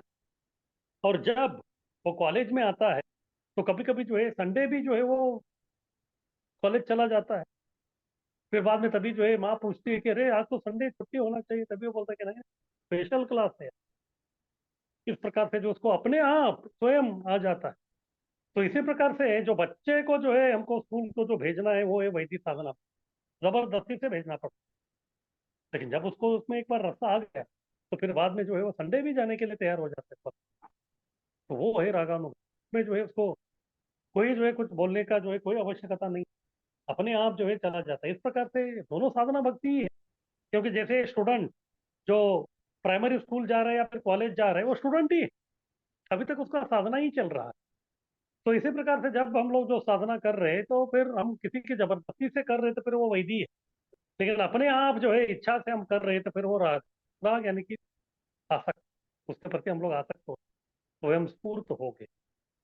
तो कभी कभी होता है ना, तो कुछ लोग जो है वो केवल संडे को या फिर सैटरडे को जब भी मंदिर में जो प्रोग्राम रहता है साप्ताहिक कार्यक्रम, उस दिन जो है सुबह उठ के जो है माला करते हैं। क्यों?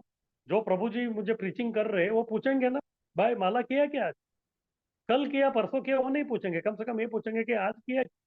उनको झूठ नहीं बोल सकता, इसलिए उस दिन करना पड़ता।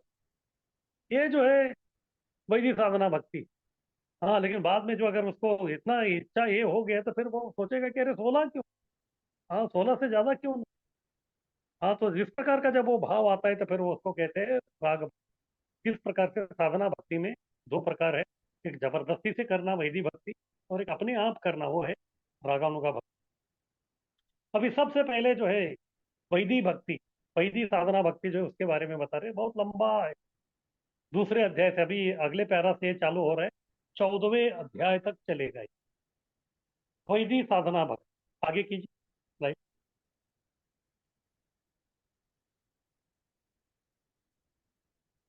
तो वैदिक साधना भक्ति की व्याख्या क्या है?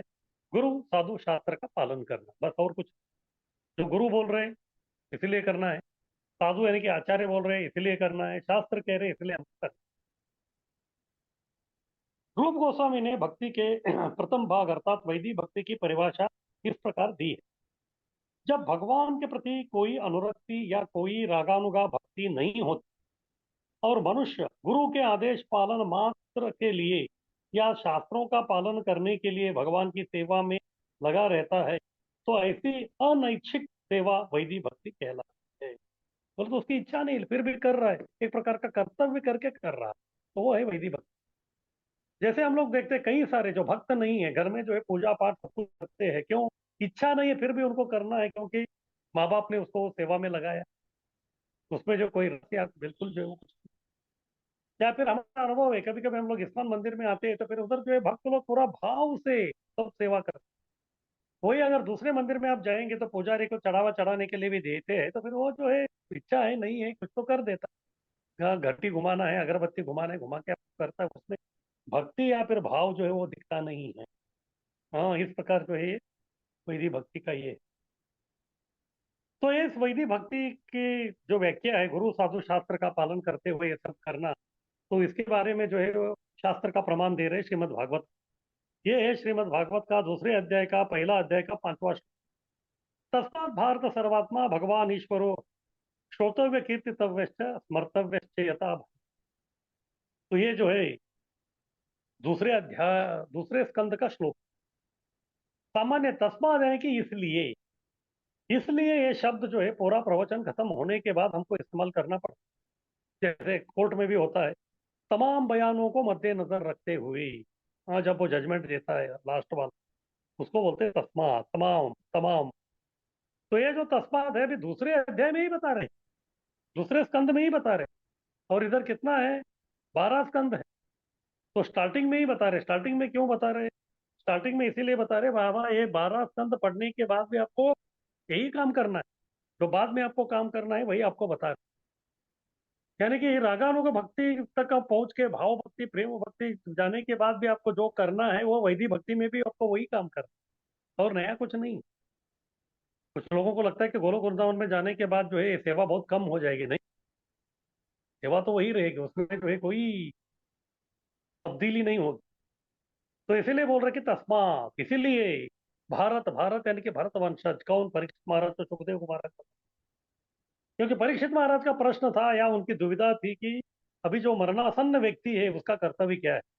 जो व्यक्ति आईसीयू में है, डॉक्टरों ने जो है पूरा जवाब दे दिया है, तो फिर व्यक्ति का कर्तव्य क्या है, ये उनका ये। तो इसीलिए उनको बता रहे हैं, पहले ही बता रहे हैं, क्योंकि मालूम नहीं अभी ये व्यक्ति कितना जीने वाला है। इसीलिए अगर उसका अंतिम समय आ गया तो उसको जो है क्या करना है वो पहले ही बता रहे हैं। जैसे विमान में जो है, तो ये लोग स्टार्टिंग में ही बता जाते हैं, अगर एक्सीडेंट होने वाला है या कुछ जो है गड़बड़ हो रहा है तो फिर तभी जो है किस प्रकार से पैराशूट ये करना है वो करना है, पहले ही बता, ताकि बाद में जो है कुछ प्रॉब्लम ना हो। इसी प्रकार से सुखदेव गोस्वामी भी दूसरे अध्याय दूसरे स्कंद में ही बता रहे। इसी प्रकार अगर जो है बीच में आप प्रवचन के समय में आपको इस प्रकार कुछ हो गया तो आपको क्या करना है? तस्मात् भारत, भारत यानी कि भरतवंशज यानी कि परीक्षित महाराज। तो आपको क्या करना है? आपको करना है श्रोतव्य कीर्तितव्य स्मर्तव्य, 3 चीज करना है। क्या? श्रोतव्य यानी कि श्रवण, कीर्तितव्य यानी कि कीर्तन, स्मर्तव्य यानी कि स्मरण करना है। हाँ, 3 चीज करना है, श्रवण कीर्तन और स्मरण। तो किसका करना है? भगवान का। फिर वो भगवान कौन है? तो भगवान के बारे में बता रहे, भगवान के 3 गुण बता रहे। सर्वात्मा भगवान ईश्वरो हरि। भगवान कौन है? सर्वात्मा, सर्व सभी के हृदय के में विराजमान है परमात्मा के रूप में, वो है भगवान। भगवान यानी कि 6 प्रकार के ऐश्वर्य से परिपूर्ण। उसके बाद ईश्वर, ईश्वर यानी कि सबके नियंता वही। फिर उसके बाद हरि, हरि यानी कि आपका दुख को हरण करने वाला, क्योंकि अभी दुख संकट आया है परीक्षित महाराज। हाँ, स्मर्तव्यश्च ते अभ्यम। तो ये इसका ये अभ्यास हमको करना है। क्या? भगवान का श्रवण कीर्तन और स्मरण। यही वैदिक भक्ति की व्याख्या है। बस क्या करना है आपको वैदिक भक्ति में? केवल श्रवणम कीर्तनम विष्णु स्मरणम पाद सेवनम अर्चनम वंदनम दासम सत्यम, ये नवदा भक्ति करना। इसलिए जीव का कर्तव्य सदा हरि का श्रवण कीर्तन स्मरण करना है, वही वैदिक भक्ति की व्याख्या है। वैदिक भक्ति के इन नियमों का वर्णन श्रीमद् भागवत में भी हुआ है, जहाँ सुखदेव गोस्वामी मरणाभिमुख महाराज परीक्षित को उनके कर्मों के विषय में शिक्षा देते हैं। सुखदेव गोस्वामी से महाराज परीक्षित की भेंट अपनी मृत्यु से 1 सप्ताह पूर्व हुई थी, और राजा घबराया हुआ था कि मृत्यु होने के पूर्व क्या करना चाहिए। तो इनको शाप मिला था इनको, परीक्षित महाराज को, क्या एक सप्ताह में जो है 7 दिन में आपका क्या होने वाला है, अंत होने वाला है। लेकिन केवल परीक्षित महाराज नहीं, हर किसी का जो है 7 दिन में ही अंत होता है। तो कौन से 7 दिन? सोमवार, मंगलवार, बुधवार, गुरुवार, शुक्रवार, शनिवार, रविवार, ये 7 दिन ही है। ये 7 दिन के अलावा 8वां दिन कोई है। लेकिन अभी हमारे में और परीक्षित महाराज में क्या अंतर है? परीक्षित महाराज को ये मालूम था कि ये 7 दिनों में उनका 7वां दिन कौन सा है। इन 7 दिनों में उनका 7वां दिन कौन सा है वो उनको मालूम था। लेकिन हमारे प्रॉब्लम क्या है? हमारा प्रॉब्लम ये है कि ये 7 दिनों में हमारा 7वां दिन कौन सा है हमको मालूम नहीं। इसलिए हमारा जो परिस्थिति और ज्यादा गंभीर है। तो इसलिए ये जो बता रहे हैं परीक्षित महाराज को जो करने का, वो हमारे ऊपर भी लागू होता है। वहां अन्य अनेक मुनि भी आ गए, किंतु कोई भी उन्हें सही निर्देश न दे सका। तब सुखदेव गोस्वामी ने उन्हें यह निर्देश दिया, हे राजन, यदि आप अगले सप्ताह निर्भीक होकर मृत्यु का सामना करना चाहते हैं, मृत्यु के समय वास्तव में सभी लोग भयभीत रहते हैं, तो आपको चाहिए कि अविलंब ईश्वर का श्रवण, कीर्तन तथा स्मरण शुरू कर दें। यदि कोई हरे कृष्ण का कीर्तन और श्रवण करे तथा भगवान कृष्ण का सदैव स्मरण करे, तो वह किसी भी क्षण आने वाली मृत्यु से निडर रह सके। तो इसीलिए बोल रहे कि मृत्यु कभी भी आ सकती है, तो इसलिए हमको श्रवण, कीर्तन, स्मरण जो हमेशा हमको करते रहना। सुखदेव गोस्वामी कहते हैं कि भगवान श्री कृष्ण ही है, इसलिए वे संस्तुति करते हैं कि मनुष्य को सदैव कृष्ण के विषय में श्रवण करना चाहिए। वे यह नहीं कहते हैं कि देवताओं का श्रवण और कीर्तन किया जाए। मायावादियों का कहना है कि मनुष्य चाहे कृष्ण के नाम का कीर्तन करे या देवताओं के नाम, परिणाम एक जैसा होगा। लेकिन वास्तविकता यह नहीं है। श्रीमद् भागवत के प्रामाणिक कथन के अनुसार मनुष्य को एकमात्र भगवान विष्णु यानी कि कृष्ण का श्रवण तथा कीर्तन ही करना है। ये बहुत महत्वपूर्ण है।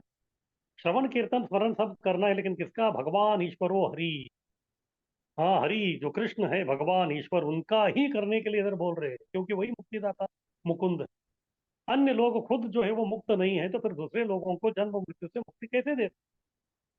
अगर खुद व्यक्ति बंधा हुआ है, तो फिर दूसरे बंधे हुए व्यक्ति को वो मुक्त कैसे कर सकता? उसका रिहाई नहीं कर। इसी प्रकार केवल वही व्यक्ति सबका मुक्त कर सकता है जो असलियत में मुक्त है, और वो है भगवान मुकुंद। अतएव सुखदेव गोस्वामी ने परीक्षित महाराज को राय दी कि मृत्यु से निडर बनने के लिए मनुष्य को सभी प्रकार से भगवान कृष्ण का श्रवण, कीर्तन तथा स्मरण करना चाहिए। वे यह भी बताते हैं कि भगवान सर्वात्मा है। सर्वात्मा का अर्थ है हर एक का परमात्मा। कृष्ण को ईश्वर अर्थात परम नियंता भी कहा गया है, जो हर एक के हृदय में स्थित है। इसलिए यदि हम किसी तरह से कृष्ण के प्रति अनुरक्त हो ले, तो वे हमें समस्त संकटों से मुक्त कर देंगे। भगवत गीता में कहा गया है कि जो कोई भगवत भक्त बन जाता है वह कभी विनष्ट नहीं होता, किंतु अन्य लोग सदैव विनष्ट होते हैं। तो कृष्ण जो है भगवत गीता में कहते हैं 9वें अध्याय का 31वां श्लोक, क्षिप्रम भवति धर्मात्मा शाश्वतंति निगच्छति कौन्तेय प्रतिजानी ही न मे भक्ता प्रविशति। कृष्ण अर्जुन को कह रहे हैं, क्या कह रहे हैं? अगर भक्त में जो है कुछ खोट आ गया, वो कुछ गड़बड़ भी कर रहा है, तो फिर क्षिप्रम भवति धर्मात्मा, क्षिप्रम बोलते तुरंत वो व्यक्ति जो है तुरंत धर्मात्मा यानी कि भक्ति के मार्ग में फिर से आ जाए। हमें भक्ता प्रणश्यति, मेरे भक्त का जो है कभी विनाश नहीं होता। इस प्रकार जो है भगवान जो है वचन दे रहे हैं। किंतु अन्य लोग सदैव विनष्ट होते हैं। विनष्ट का अर्थ है कि मनुष्य का जीवन पाकर व्यक्ति जन्म तथा मृत्यु के पाश से बाहर नहीं निकल पाता, और इस तरह वह अपना सुनहरा अवसर खो देता है। ऐसा व्यक्ति यह नहीं जान पाता कि प्रकृति उसे कहाँ फेंक दे रही है। तो सबसे बड़ा भय मृत्यु का नहीं, सबसे बड़ा भय है कि देहांतर होके कौन से अलग अलग प्रकार के योनि में, पुनरपि जननम पुनरपि मरणम पुनरपि जननी जठरे शयन, ये सबसे बड़ा समस्या है। हाँ, इसीलिए जो है व्यक्ति को श्रवण, कीर्तन, स्मरण करना है, तो फिर वो मुक्तिदाता मुकुंद का ही करना, दूसरे और किसी का नहीं करके नहीं चले। तो आगे प्रभुपाद जी बता रहे कि ठीक है, फिर जीव का समस्या क्या है असलियत, वो बता रहे हैं। मान लीजिए कि मनुष्य अपने इस मानव जीवन में कृष्ण भावनामृत का विकास नहीं कर पाता, तब वह जन्म मृत्यु के चक्र में फेंक दिया जाए, जिसमें जीवन की 84 लाख योनियां होती है, और इस तरह उसका आध्यात्मिक स्वरूप खो जाए, उसे यह ज्ञात नहीं रहता कि वह वृक्ष बनेगा या पशु पक्षी अथवा अन्य ऐसा ही कुछ, क्योंकि जीवन की अनेक योनियां होती है। हाँ, जिस प्रकार से 84 लाख योनि है, तो उस 84 लाख योनि के हिसाब से जो है व्यक्ति किस प्रकार से कर्म किया है तो वो उसमें जाए। अगर कोई व्यक्ति बाघ जैसा व्यवहार कर रहा है तो अगला उसका जो है बाघ जैसा बाघ ही बनेगा। कोई हाथी जैसा व्यवहार कर रहा है तो हाथी बनेगा, चीता जैसा कर रहा है तो चीता बनेगा, मनुष्य जैसा बन रहा है तो मनुष्य बनेगा, राक्षस जैसा कर रहे हैं तो राक्षस बनेगा। इस प्रकार जो कर रहा है वो तो इसीलिए life is preparation and death is examination. पूरा जिंदगी जो है हमारा वो सिद्धता तैयारी, और मृत्यु जो है हमारी परीक्षा है। और उसके हिसाब से जो है जिस प्रकार से हम लोगों ने तैयारी किया है उसी के हिसाब से जो हमको मार्क मिलने वाले। तो ठीक है, ये तो समस्या है। तो फिर इसका समाधान क्या है? प्रभुपाद जी कह रहे हैं समाधान, मूल कृष्ण भावनामृत को जागृत करने के लिए श्रील रूप गोस्वामी संस्तुत करते हैं कि हमें गंभीरता पूर्वक अपने मनों को किसी न किसी तरह कृष्ण में लगाकर मृत्यु से निडर बनना चाहिए। मृत्यु के बाद हमें अपना गंतव्य ज्ञात नहीं होता, क्योंकि हम पूरी तरह प्रकृति के नियमों के वशीभूत होते हैं। एकमात्र भगवान कृष्ण ही प्रकृति के नियमों के नियामक है। अतएव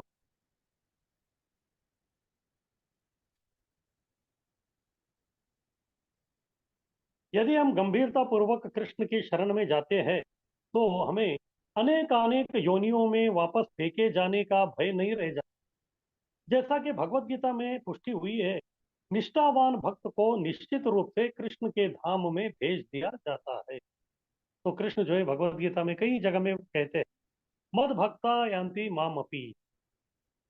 हाँ, जो देवताओं का पूजा करते हैं वो देवलोक जाते हैं, भूतों का पूजा करने वाले भूत लोग जाते हैं, राक्षसों का करने वाले उधर, यक्ष लोगों का उधर, फिर बाद में भगवान का पूजा करने वाले भगवान के।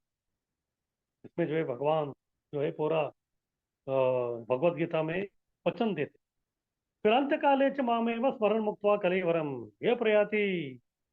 वो बोल रहे हैं कि अंतिम समय में जो अंते नारायण स्मृति, अंतिम समय में जो भगवान का स्मरण करेगा वो भगवान को पाएगा, और जो भगवान को स्मरण नहीं करेगा वो भगवान को प्राप्त नहीं कर।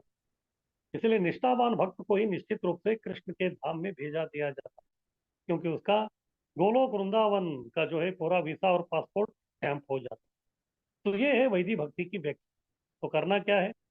जीव का कर्तव्य सदा हरि का श्रवण कीर्तन स्मरण करना है, वही वैदिक भक्ति है। आगे कीजिए।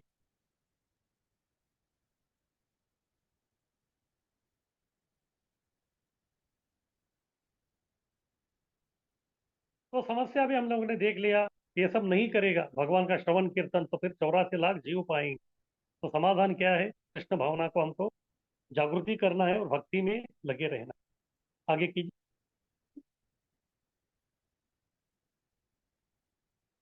अभी आगे है वैदिक भक्ति का सार क्या है। एक हमने देखा था साधना भक्ति का सार, अभी वैदिक साधना भक्ति का सार क्या है?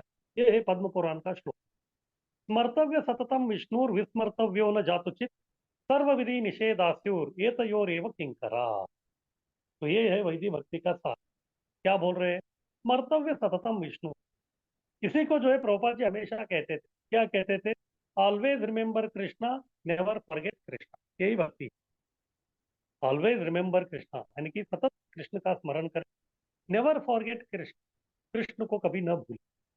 यही पद्म पुराण का वाक्य है। स्मर्तव्य सततम विष्णु, यानी कि विष्णु का हमेशा स्मरण करना है।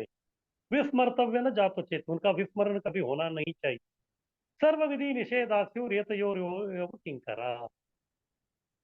जैसे शास्त्र में हम देखते हैं कि कई प्रकार के विधि है और कई प्रकार के जो है क्या है अपना निषेध है। अगर कोई जो है विधि का पालन कर रहा है तो विधि का पालन अच्छी तरह करने से उसको पुण्य मिलता है, यानी कि वो सकारात्मक कार्य है। और अगर जो शास्त्र कह रहे वो काम आपको नहीं करना है तो फिर वो निषेध है, वो करने से जो है व्यक्ति को जो है वो दंडित होता है या फिर वो नेगेटिव होता है। इस प्रकार सर्व विधि निषेध है, शास्त्र में सभी प्रकार के अलग अलग प्रकार के विधि, अलग अलग प्रकार के निषेध है। लेकिन शास्त्र में जितने भी विधि यानी कि करने लायक विधि या नहीं करने लायक जो निषेध अलग अलग प्रकार के बहुत सारे जो है, वो सब का जो है राजा वो है ये है। क्या? सबका राजा जो है यही है क्या? हमेशा कृष्ण को स्मरण करे और कभी उनको न भूले। ये विधि और ये विषय निषेध जो है सबका राजा है। बहुत सारे विधि, जैसे अलग अलग प्रकार के विधि जो है शास्त्रों में जो है हम लोग वो देखते हैं। तो क्या अलग अलग प्रकार का जो विधि है, तो दो प्रकार का विधि होता है। एक जो विधि है वो है कंपलसरी विधि। हाँ, तो कंपलसरी विधि बोले तो आपको जो है वो करना ही है। वो नहीं करेंगे तो फिर आपको पाप लगे। जैसे अगर आपका ब्राह्मण कुल में जो है आपका जन्म हो गया है, तो ब्राह्मण के कुछ कर्तव्य है। वो ब्राह्मण का वो जो कर्तव्य या जो विधि है वो आप उसको करना ही है। अगर उसको वो करेगा तो फिर क्या हो जाएगा, उसको जो है अच्छा प्रगति होगा, नहीं करेगा तो फिर उसका अधोगति होगा। इसलिए वो कंपलसरी विधि। लेकिन शास्त्रों में कुछ नॉन कंपलसरी, हाँ बोले तो वो करना ही है, ऐसा नहीं है। सबके ऊपर वो कुछ लागू नहीं होते, इस प्रकार से भी है। जैसे जो राजा है वो अश्वमेध यज्ञ करता है, वो एक विधि है। लेकिन प्रजा जो है अगर अश्वमेध यज्ञ नहीं करेगा तो वो नरक में नहीं जाए। इसलिए वो विधि है, लेकिन वो कंपलसरी विधि नहीं। इस प्रकार शास्त्रों में जो है कुछ विधि वो कंपलसरी है और कुछ विधि नॉन कंपलसरी है। लेकिन कुछ भी हो, विधि कंपलसरी हो या नॉन कंपलसरी हो, ये सब का राजा जो है वो ये विधि है क्या, हमेशा कृष्ण का स्मरण करे। ये जो है बहुत ही इंपॉर्टेंट विधि है। इसी प्रकार से शास्त्रों में कई प्रकार के निषेध है। एक निषेध क्या है, कभी भी गाय का या फिर ब्राह्मण का हत्या नहीं करना, ये निषेध है। अगर आप उसका जो है पालन नहीं करेंगे तो फिर आप नरक में चले बराबर। इस प्रकार से जो है कई प्रकार के जो है निषेध भी जो है वो उसमें जो है कहा गया। लेकिन कितने भी विधि है, जितने भी जो निषेध है अलग अलग प्रकार के, इस सभी विधि और निषेध का सार क्या है, सभी विधि और निषेध का सार यानी कि जो किंकर किंकर यानी कि उनका जो सेवक, ये सब जो है किसके सेवक है, सभी विधि और निषेध ये जो इधर बताया इसके ही सेवक है। यानी कि ये राजा है। क्या राजा है, स्मर्तव्य सततम विष्णु। ये जो विधि है ये राज विधि, और विस्मर्तव्य न जातो चेत, ये राज निषेध है। ये कंपलसरी है, आपको करना ही है। अगर ये नहीं करेंगे तो फिर जो है भक्ति में जो हमारा जो है प्रगति जो है वो बिल्कुल नहीं हो। इसीलिए जो इस प्रकार इसको हमको ये विधि और निषेध जो है हमको करना ही है। अब इधर एक शब्द है स्मर्तव्य सततम विष्णु। हाँ, स्मर्तव्य सततम विष्णु रहने की हमेशा कृष्ण का स्मरण करें। कैसे सततम, सततम का मतलब क्या है, ये बहुत महत्वपूर्ण है। अभी देखिए, ये जो हम लोग ये जो श्लोक बोल रहे हैं ये सार है, किसका सार है, वैदिक साधना भक्ति का सार है। वैदिक साधना भक्ति जैसे मैं बता रहा था कि वो व्यक्ति को रुचि नहीं है, जबरदस्ती से कर रहा है। जब व्यक्ति कोई काम जबरदस्ती से कर रहा है तो फिर वो सततम कर सकता है कि, सततम यानी कि कंटिन्यूअस वही काम करेगा क्या। अभी मुझे बताया गया है कि आपको जो है सततम जप करना है, लेकिन मैं अभी अभी आया हूँ, वो कर सकता हूँ क्या, नहीं कर सकता। तो फिर इधर सततम का अर्थ क्या हुआ, इसके बारे में जो आचार्य समझाते हैं हम। सततम का मतलब, जैसे हम लोग बारिश में देखते हैं, बारिश में जो है पानी जो है एक पूरा जो है एक धारा के रूप में दिखता है। लेकिन एक्चुअली वो धारा नहीं है, वो कंटिन्यूअस नहीं गिरता। कुछ जो है बूंद है बूंद है बूंद है बूंद है बूंद है, ऐसा ऊपर से जो है धीरे धीरे एक एक बूंद है। वो बूंद जो है बूंद बूंद गिर रहे हैं, लेकिन हमको देखने में कैसा एक धारा लग रहा है।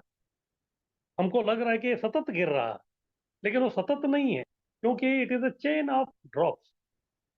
ये जो एक श्रृंखला है किसका, बूंदों की एक श्रृंखला जो हमको धारा इस प्रकार से वो लगता है। इसी प्रकार से इधर वैदी में ये जो सततम बोल रहे हैं, सततम का मतलब ये नहीं कि 24 आवर्स हमको करना है। तो फिर सततम क्या है, प्रोपा जी बताते हैं सततम का मतलब उसको डेली करना है। जैसे इस्कॉन में हम देखते हैं, सुबह जो है 4:30 बजे हम क्या करते हैं, मंगल आरती करते हैं। फिर उसके बाद नरसिम्हा आरती, उसके बाद तुलसी आरती, फिर उसके बाद जपा करते हैं, उसके बाद गुरु पूजा श्रृंगार आरती, फिर उसके बाद भागवतम क्लास, उसके बाद प्रसाद। ये आज का मॉर्निंग प्रोग्राम हो। लेकिन बाद में उसको हम नहीं करते। लेकिन अगले दिन सुबह जब फिर से 4:30 बजता है तो यही यही काम चलता है। तीसरे दिन वही काम चलता है, चौथे दिन वही काम चलता है। इस प्रकार ये जो है हमको लगता है कि सतत कर रहे हैं। इसलिए कोई आपको पूछेंगे कि अरे प्रभु जी आप कितने सालों से जप कर रहे हैं, इसका मतलब क्या है। इसका मतलब ये है कि आप ये 16 माला जो है कब से कर रहे हैं। कोई बोलेगा 25 साल से, 30 साल से। लेकिन इसका अर्थ ये नहीं कि 25 साल जब उसने चालू किया था तब से लेके आज तक कंटिन्यूस हरिनाम ही ले रहा है और कुछ नहीं किया, ऐसा नहीं। इतने साल से आप जब कर रहे हैं इसका मतलब है कि आप जो ये 16 माला जो भी आपका ये सततम है वो कब कर, इस प्रकार से सततम का अर्थ ये होता है कि जैसे कि प्रभुपाद जी बोलते हैं कि नित्यम भागवत से भाई, नित्यम भागवत से, नित्यम बोले तो भी एक प्रकार का सतत है, कंटिन्यू सबको भागवत सेवा करना है, लेकिन वो ऐसा नहीं। वो नित्यम भागवत सेवा, ये जो श्लोक है उसमें जो नित्यम है उसका भी शब्दार्थ प्रभुपाद जी लिखते हैं, regular attendance in Shrimad Bhagavatam class. Regular attendance in Shrimad Bhagavatam class यानी कि जो भागवतम का जो अभ्यास वर्ग होता है हमारा मंदिरों में, तो उसको हर दिन अटेंड करना, इस प्रकार से वो सततम। आपको जो 24 घंटा करने का हम लोग अपेक्षा नहीं कर सकते, क्योंकि ये वैदिक भक्ति का सार है और हम लोग वैदिक भक्ति करने वाले लोग हैं। इसलिए जितना हमको बताया गया है उतना हम करेंगे तो वही हमारे लिए पर्याप्त। वैदिक भक्ति का सार पद्म पुराण में भी इसी विधि की सलाह दी गई है। उसमें कहा गया है कि मनुष्य को चाहिए कि वह सदैव भगवान विष्णु का स्मरण करे। यह ध्यान अर्थात कृष्ण का निरंतर स्मरण कहलाता है। कहा गया है कि मन को विष्णु में स्थिर करके ध्यान करना चाहिए। पद्म पुराण की संस्तुति है कि मनुष्य को चाहिए कि वह अपने मन को ध्यान द्वारा सदैव विष्णु के स्वरूप पर स्थिर रखे और उसे क्षण भर भी न भूले। चेतना की यह अवस्था समाधि कहलाती है। तो यही श्लोक, स्मर्तव्य सततम विष्णु विस्मर्तव्य न जातु चित सर्व विधि निषेधात् एतयोर्योः किंक। अब इधर बता रहे हैं कि विष्णु के ऊपर ध्यान करने के लिए, लेकिन आपका प्रश्न रहेगा कि प्रभु जी हम तो कृष्ण भावना वाले हैं, तो फिर ये विष्णु का क्यों करेंगे हम लोग। हाँ, अभी ऐसा है कि ये जो है अभी नया नया वैदिक भक्ति साधना जो चालू किया है उसके बारे में ये बता रहे हैं। अगर मान लीजिए कोई व्यक्ति जो है इस मन में आया है, फिर वो बोल रहा है कि प्रभु जी मैं बचपन से जो है विष्णु का भक्ति कर रहा हूँ, तो फिर आप उसको तुरंत नहीं बोल सकते कि वो सब छोड़ के कृष्ण का ये करो कर। हमको क्या करना पड़ेगा, उसको बोलने का कि ठीक है विष्णु का करते रहो, लेकिन साथ में कृष्ण का जो है हरिनाम ले लो। फिर धीरे धीरे उसी को मालूम हो जाएगा कि विष्णु और कृष्ण में कोई अंतर नहीं, उसके बाद जो है वो कृष्ण भावना भावित बन जाएगा। लेकिन पहले दिन ही उसको पकड़ के बिठाएंगे, फिर बोलेंगे कि अरे विष्णु जो है वो ओरिजिनल नहीं है, कृष्ण ही ओरिजिनल है, उसका ही तुमको करना पड़ेगा, इतना साल तुमने जो किया सब जो है पूरा श्रम ये वही, केवल हम कुछ मतलब नहीं है। ऐसा जो अगर आप प्रवचन देख के उसको पट्टी पढ़ाएंगे तो अगले दिन से वो दिखाई नहीं देगा। तो इसलिए साधक का स्टार्टिंग वाला जो व्यक्ति है वो उसके लिए ये बता रहे हैं, तो इसलिए वो भगवान विष्णु का करे या राम का करे, नरसिंह का करे, कुछ भी है, थोड़ा समय उसको देना पड़ेगा। उसके बाद जो है वो क्या हो जाएगा, वो धीरे धीरे, क्योंकि तत्व वही है, भगवान जो है वही तत्व है। फिर बाकी जो है रस के विचार, कृष्ण का रस अलग है, विष्णु का अलग है, नरसिंह का अलग है, वो रस का विचार बाद में आए, पहले तत्व तो जान ले वो व्यक्ति। हमें अपने जीवन के कार्यकलापों को इस प्रकार ढालने का प्रयत्न करना चाहिए कि हम विष्णु या कृष्ण को निरंतर स्मरण रखें। निरंतर यानी कि सततम, यही कृष्ण भावनामृत है। चाहे कोई विष्णु के चतुर्भुज में अपने मन को केंद्रित करे या दो भुज वाले कृष्ण रूप पर, दोनों एक ही है, क्योंकि एक ही तत्व। पद्म पुराण की संस्तुति है कि जैसे भी हो सदैव विष्णु का चिंतन करो, किसी भी परिस्थिति में उन्हें मत भुलाओ। वास्तव में समस्त विधि विधानों में यही सबसे मूल बात है, क्योंकि जब किसी काम को करने के लिए अपने से बड़े का आदेश होता है तो उसी के साथ निषेध भी रहता है। जब यह आदेश होता है कि सदैव कृष्ण का स्मरण करो, तो निषेध यह होता है कि उन्हें कभी भी मत भूलो। इस सरल आदेश तथा निषेध के दायरे में सारे विधि विधान पूर्ण से आ। तो ये मेन है, हमेशा कोई भी अगर शास्त्र का कार्य आपको करना है तो ये काम करना ही है, क्या कृष्ण का स्मरण करें और उसको ना भूलें। इसके बाद आप जो भी कर्मकांड का, जो भी उपासना कांड का काम करेंगे वो चले। इसलिए हम लोग देखते हैं कभी कभी ये सार्वजनिक गणेशोत्सव मंडल वाले गणपति का पूजा भी करते हैं, तो अंत में जो है आते हैं तो हरे राम राम राम हरे हरे, हरे कृष्ण कृष्ण कृष्ण हरे। इसलिए जो उधर भी जो है वो आ ही गए। इसलिए जब तक वो नहीं आते भगवान कृष्ण या विष्णु संपन्न नहीं हो। हाँ, तो इस प्रकार से जो है कुछ भी हो, आपको जो उधर उनको जो है लेके तो आना ही है। आगे कीजिए। तो ये हो गया वैदिक भक्ति का सार, यानी कि सदैव हमको जो है कृष्ण का स्मरण करना है, लेकिन इतना आसान नहीं, बहुत बड़ा चैलेंज है। तो इसलिए प्रश्न उठता है कि हमको जो है कैसे सदैव स्मरण करें। शास्त्र तो बोल दिया सदैव स्मरण करो कर, लेकिन हम कैसे स्मरण करते? तो इसलिए आगे जो है रूप गोस्वामी कह रहे हैं कि वर्णाश्रम का पालन का उद्देश्य है कृष्ण स्मरण। तो व्यक्ति को अपने अपने वर्ण, अपने अपने आश्रम में रहना है, भले गृहस्थ, ब्रह्मचारी, वानप्रस्थ, सन्यासी हो, या फिर ब्राह्मण, क्षत्रिय, वैश्य, शूद्र हो, जो भी है वो अपना करते रहो, लेकिन मुख्य है आप कुछ भी हो, कृष्ण स्मरण आपको करना ही है। भले आप कोई भी वर्ण में हो या कोई भी आश्रम में हो, ये बहुत महत्वपूर्ण है। उसके बारे में भी फिर से विस्तार से जो है प्रभुपाद जी हमको ये सब समझाने वाले, उसको हम लोग कल देखते हैं। तो किसी का कुछ प्रश्न है तो पूछ सकते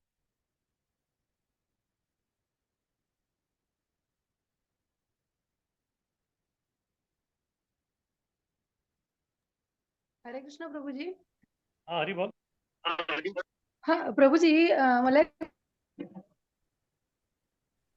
हरि बोल। प्रभू जी, आपण बऱ्याच वेळेला ह्याची प्रार्थना म्हणतो प्रभू जी, तुलसी देवीसाठी, वृंदाय तुलसी देवाय प्रियाय केशवस्य च.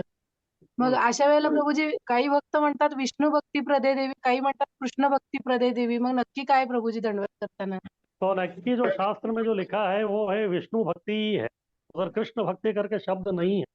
हमको बोलना है विष्णु भक्ति, लेकिन मन में जो है कृष्ण का ही स्मरण कर। शास्त्र के जो श्लोक है उसको हम लोग बदल नहीं सकते। जैसे इधर भी है, स्मर्तव्य सततम विष्णु है, लेकिन हम कृष्ण का ही कर रहे हैं, कि इसीलिए मैं बोल रहा हूँ कि तत्व वही। हाँ, स्मर्तव्य सततम कृष्ण नहीं है, स्मर्तव्य सततम विष्णु है। उधर भी जो है वो विष्णु है, विष्णु बोलना है, लेकिन हम मांगना है कृष्ण, मांगना है कृष्ण। तो श्लोक जो है वो वही है, लेकिन उसको हम लोग बदल नहीं सकते। वो बोलिए, लेकिन मन में जो है हमको कृष्ण का स्मरण करना। हरी बोल प्रभू जी. हरि बोल। हरे कृष्ण प्रभु जी. हाँ हरि बोल, बोलिए। हरे हाँ कृष्ण बोलिए प्रभु। विनोद। हाँ बोलिए बोलिए हाँ, बोलिए, प्रभु रिकी जी बोलिए। माता जी प्रभु, बोलिए. समाधि मतलब यदि कोई ऐसा कुछ सेवा नहीं कर पा रहा है भक्त, किसी कारण वंश या मंदिर में भी नहीं जा पा रहा है, यदि वो भगवान को अगर याद करता है सिर्फ, तो क्या उसे भक्त कहा जाएगा? आपको क्या लगता है, वो कोई सेवा नहीं कर रहा है उसको भगवान का स्मरण आएगा? नहीं आएगा। जब तक व्यक्ति जो है किसी का सेवा नहीं करता तब तक उसका स्मरण भी नहीं आएगा। जैसे माँ जो है बच्चे की सेवा करती है, इसलिए बच्चे की स्मरण आती है। जिस व्यक्ति का आप सेवा नहीं करते, उसके संपर्क में आप है ही नहीं, तो आपका स्मरण करना 100% चांस ही नहीं है। इसीलिए जो है स्मरण बहुत बड़ी चीज है। वो जो है कब जब होगा तब होगा। इसीलिए हमको जो है बस जितना हो सके उतना सेवा करने का हमको जो प्रयास करना पड़ता नहीं प्रभु जी, जैसे घर में विग्रह की सेवा कर रहे हैं, लेकिन कुछ जिम्मेदारी ऐसी है कि ज्यादा कहीं मंदिर वगैरह नहीं जा सकते, तो है। देखिए, जब भी हो सके आपको जो है भक्तों के संग में आना ही पड़ेगा। आप अकेले भक्ति नहीं कर सकते, कितना भी कीजिए। जैसे भरत महाराज थे, भरत महाराज भाव भक्ति तक पहुंच गए थे, वहाँ अच्छी तरह जो है साधना वाधना सब कर रहे थे, लेकिन समस्या ये हो गई कि हिरण के प्रति आसक्त हो। और तभी उनके बगल में कोई वैष्णव नहीं था ताकि उनको बताए कि अरे आप जो है कुछ गड़बड़ कर रहे कर। इसलिए भक्ति जो है आप सही कर रहे क्या गलत कर रहे वो कौन बताएगा? वो भक्त लोग कहेंगे। फिर आप किस प्रकार का भक्ति कर रहे हो वो कैसे मालूम पड़ेगा? जब आप मंदिर में आके दूसरे लोगों का देखेंगे किस प्रकार से भक्ति होता है, प्रैक्टिकल क्या है, तभी आपको समझ में आएगा। इसीलिए ठीक है, आपका जो प्रॉब्लम है वो है, लेकिन जब भी मौका मिले आपको जो है भक्तों के संग में आना पड़ेगा और मंदिरों में आना पड़ेगा, उधर देखना पड़ेगा। उससे जो है आपकी प्रगति अच्छी तरह से होगी। फिर आपका जो है पतन का जो है चांसेस बहुत कम हो जाते हाँ प्रभु जी, लेकिन पहले से थोड़ा कम हो गया है, जैसे जाना है ना, तो ऐसा क्या करेंगे हैं। फिर? अभी नहीं जाना। आपको भगवान से प्रार्थना करना पड़ेगा। ऐसा नहीं है कि मैं मेरी इच्छा से मंदिर जाता, भगवान बुलाते हैं तभी हम जाते हैं। इसलिए भगवान से प्रार्थना करना पड़ेगा, पहले मैं आ रहा था अभी नहीं हो रहा है, कृपा करके जो है आप ही बुला लीजिए मुझे, बस तब जाके वो होगा। जी प्रभु जी। हरे कृष्ण। हाँ विनोद प्रभु। हरे हरे कृष्णा प्रभु जी, दंडवत प्रणाम. हाँ हरि बोल। हाँ, प्रभु जी, भगवान का वो द्विभुज रूप है, जैसे कि हाँ। दामोदर भगवान है, और हमारे भगवान के बहुत सारे मंदिर में डिटीज भी है. हम्म। तो प्रश्न है कि कहाँ पर हम ध्यान करना चाहिए, या खुद का ही भगवान हमारे मन में बनाना चाहिए? हरे कृष्णा प्रभु जी। तो ऐसा है कि भगवान जो है, जैसे इस्कॉन में भी देखिए कई सारे इस्कॉन मंदिर है। इस्कॉन मंदिर में जो अलग अलग भगवान है, मायापुर के राधा माधव है, या करेक्ट फिर प्रभु जी। वृंदावन के जो है राधा श्याम सुंदर है, फिर आपका जो है हाँ राधा गोकुलानंद है। अलग अलग हाँ सब प्रभु। भगवान ही है, लेकिन हर एक का एक इष्ट देव करके रहते हैं। हाँ जैसे हमको भी बताया गया कि सनातन गोस्वामी का इष्ट देव मदन मोहन और रूप हाँ प्रभु। गोस्वामी का गोविंद देव है। इस प्रकार व्यक्ति का एक इष्ट देव भी रहता है। वो सभी को ये करते हैं, लेकिन उनका एक इष्ट देव रहता है। तो वो इष्ट देव जो है अपने आप आपको उसके प्रति आकर्षित होता है, या फिर वो मन में जो है उस प्रकार का प्रेरणा होता है, वो इष्ट देव रहता है। वो उस इष्ट देव का ये करने में कोई ये नहीं है। बाकी लोग भी हम लोग करते हैं, लेकिन हमारा इष्ट वही है। जैसे हाँ हम जो है भारत में बहुत सारे तीर्थ सब जगह जाते हैं हम लोग। पंढरपुर भी जाते हैं, इधर भी जाते हैं, उधर भी जाते हैं। लेकिन हमारा जो इष्ट जो धाम है वो है वृंदावन। हमारा इष्ट धाम जो है वो वृंदावन, तो उसके प्रति जो हमारा रहता है। तो बाकी लोगों का भी हम लोग सब करते हैं, लेकिन मन पूरा उधर दिया है। इस प्रकार से उसको बोलते हैं इष्ट देव। वो होता ही हर एक व्यक्ति। हाँ प्रभु जी। हरे कृष्णा प्रभु जी, हरि धन्यवाद। बोल, हरि बोल, हरि हरे कृष्णा प्रभु जी, दंडवत बोल। हाँ हरि प्रणाम। बोल। हाँ बोलिए। प्रभु जी, मुझे थोड़ा पेपर के बारे में पूछना था।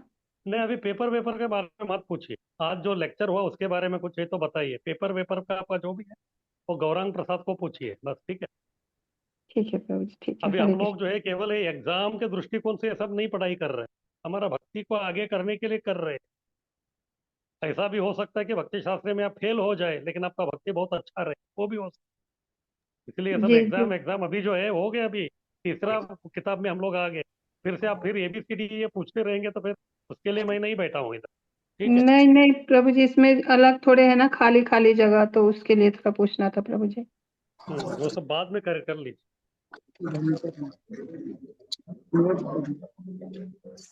तो हरे ठीक है, कृष्णा फिर अभी माता हम जी, लोग। मेरे को फोन करो, गौरांग प्रसाद को फोन करो मेरे को। जी जी प्रभु जी, जी हाँ, ये करूंगी सब बात। एग्जाम एग्जाम का जो है इधर मत लेके आइए, जी प्रभु ठीक है। जी, जी धन्यवाद हाँ तो प्रभु ठीक जी। है, फिर अभी हम लोग कल मिलते हैं, ठीक है। हरे कृष्णा, बहुत बहुत धन्यवाद। हरे हरे पंचाशत कृष्णा कृष्णा प्रभु प्रभु सर्वेश जी, जी, कृपा दंडवत सिंधु दंडवत प्रभु। पतितानां पावनेभ्यो हरे कृष्ण वैष्णवेभ्यो प्रभु जी, नमो थैंक यू नमः। सो हरे मच। कृष्ण दंडवत प्रभु जी, प्रणाम धन्यवाद। प्रभु जी। हरे कृष्णा दंडवत प्रणाम। हरे कृष्ण प्रभु जी, दंडवत। हरे कृष्णा हरे कृष्णा प्रभु जी। हरे कृष्णा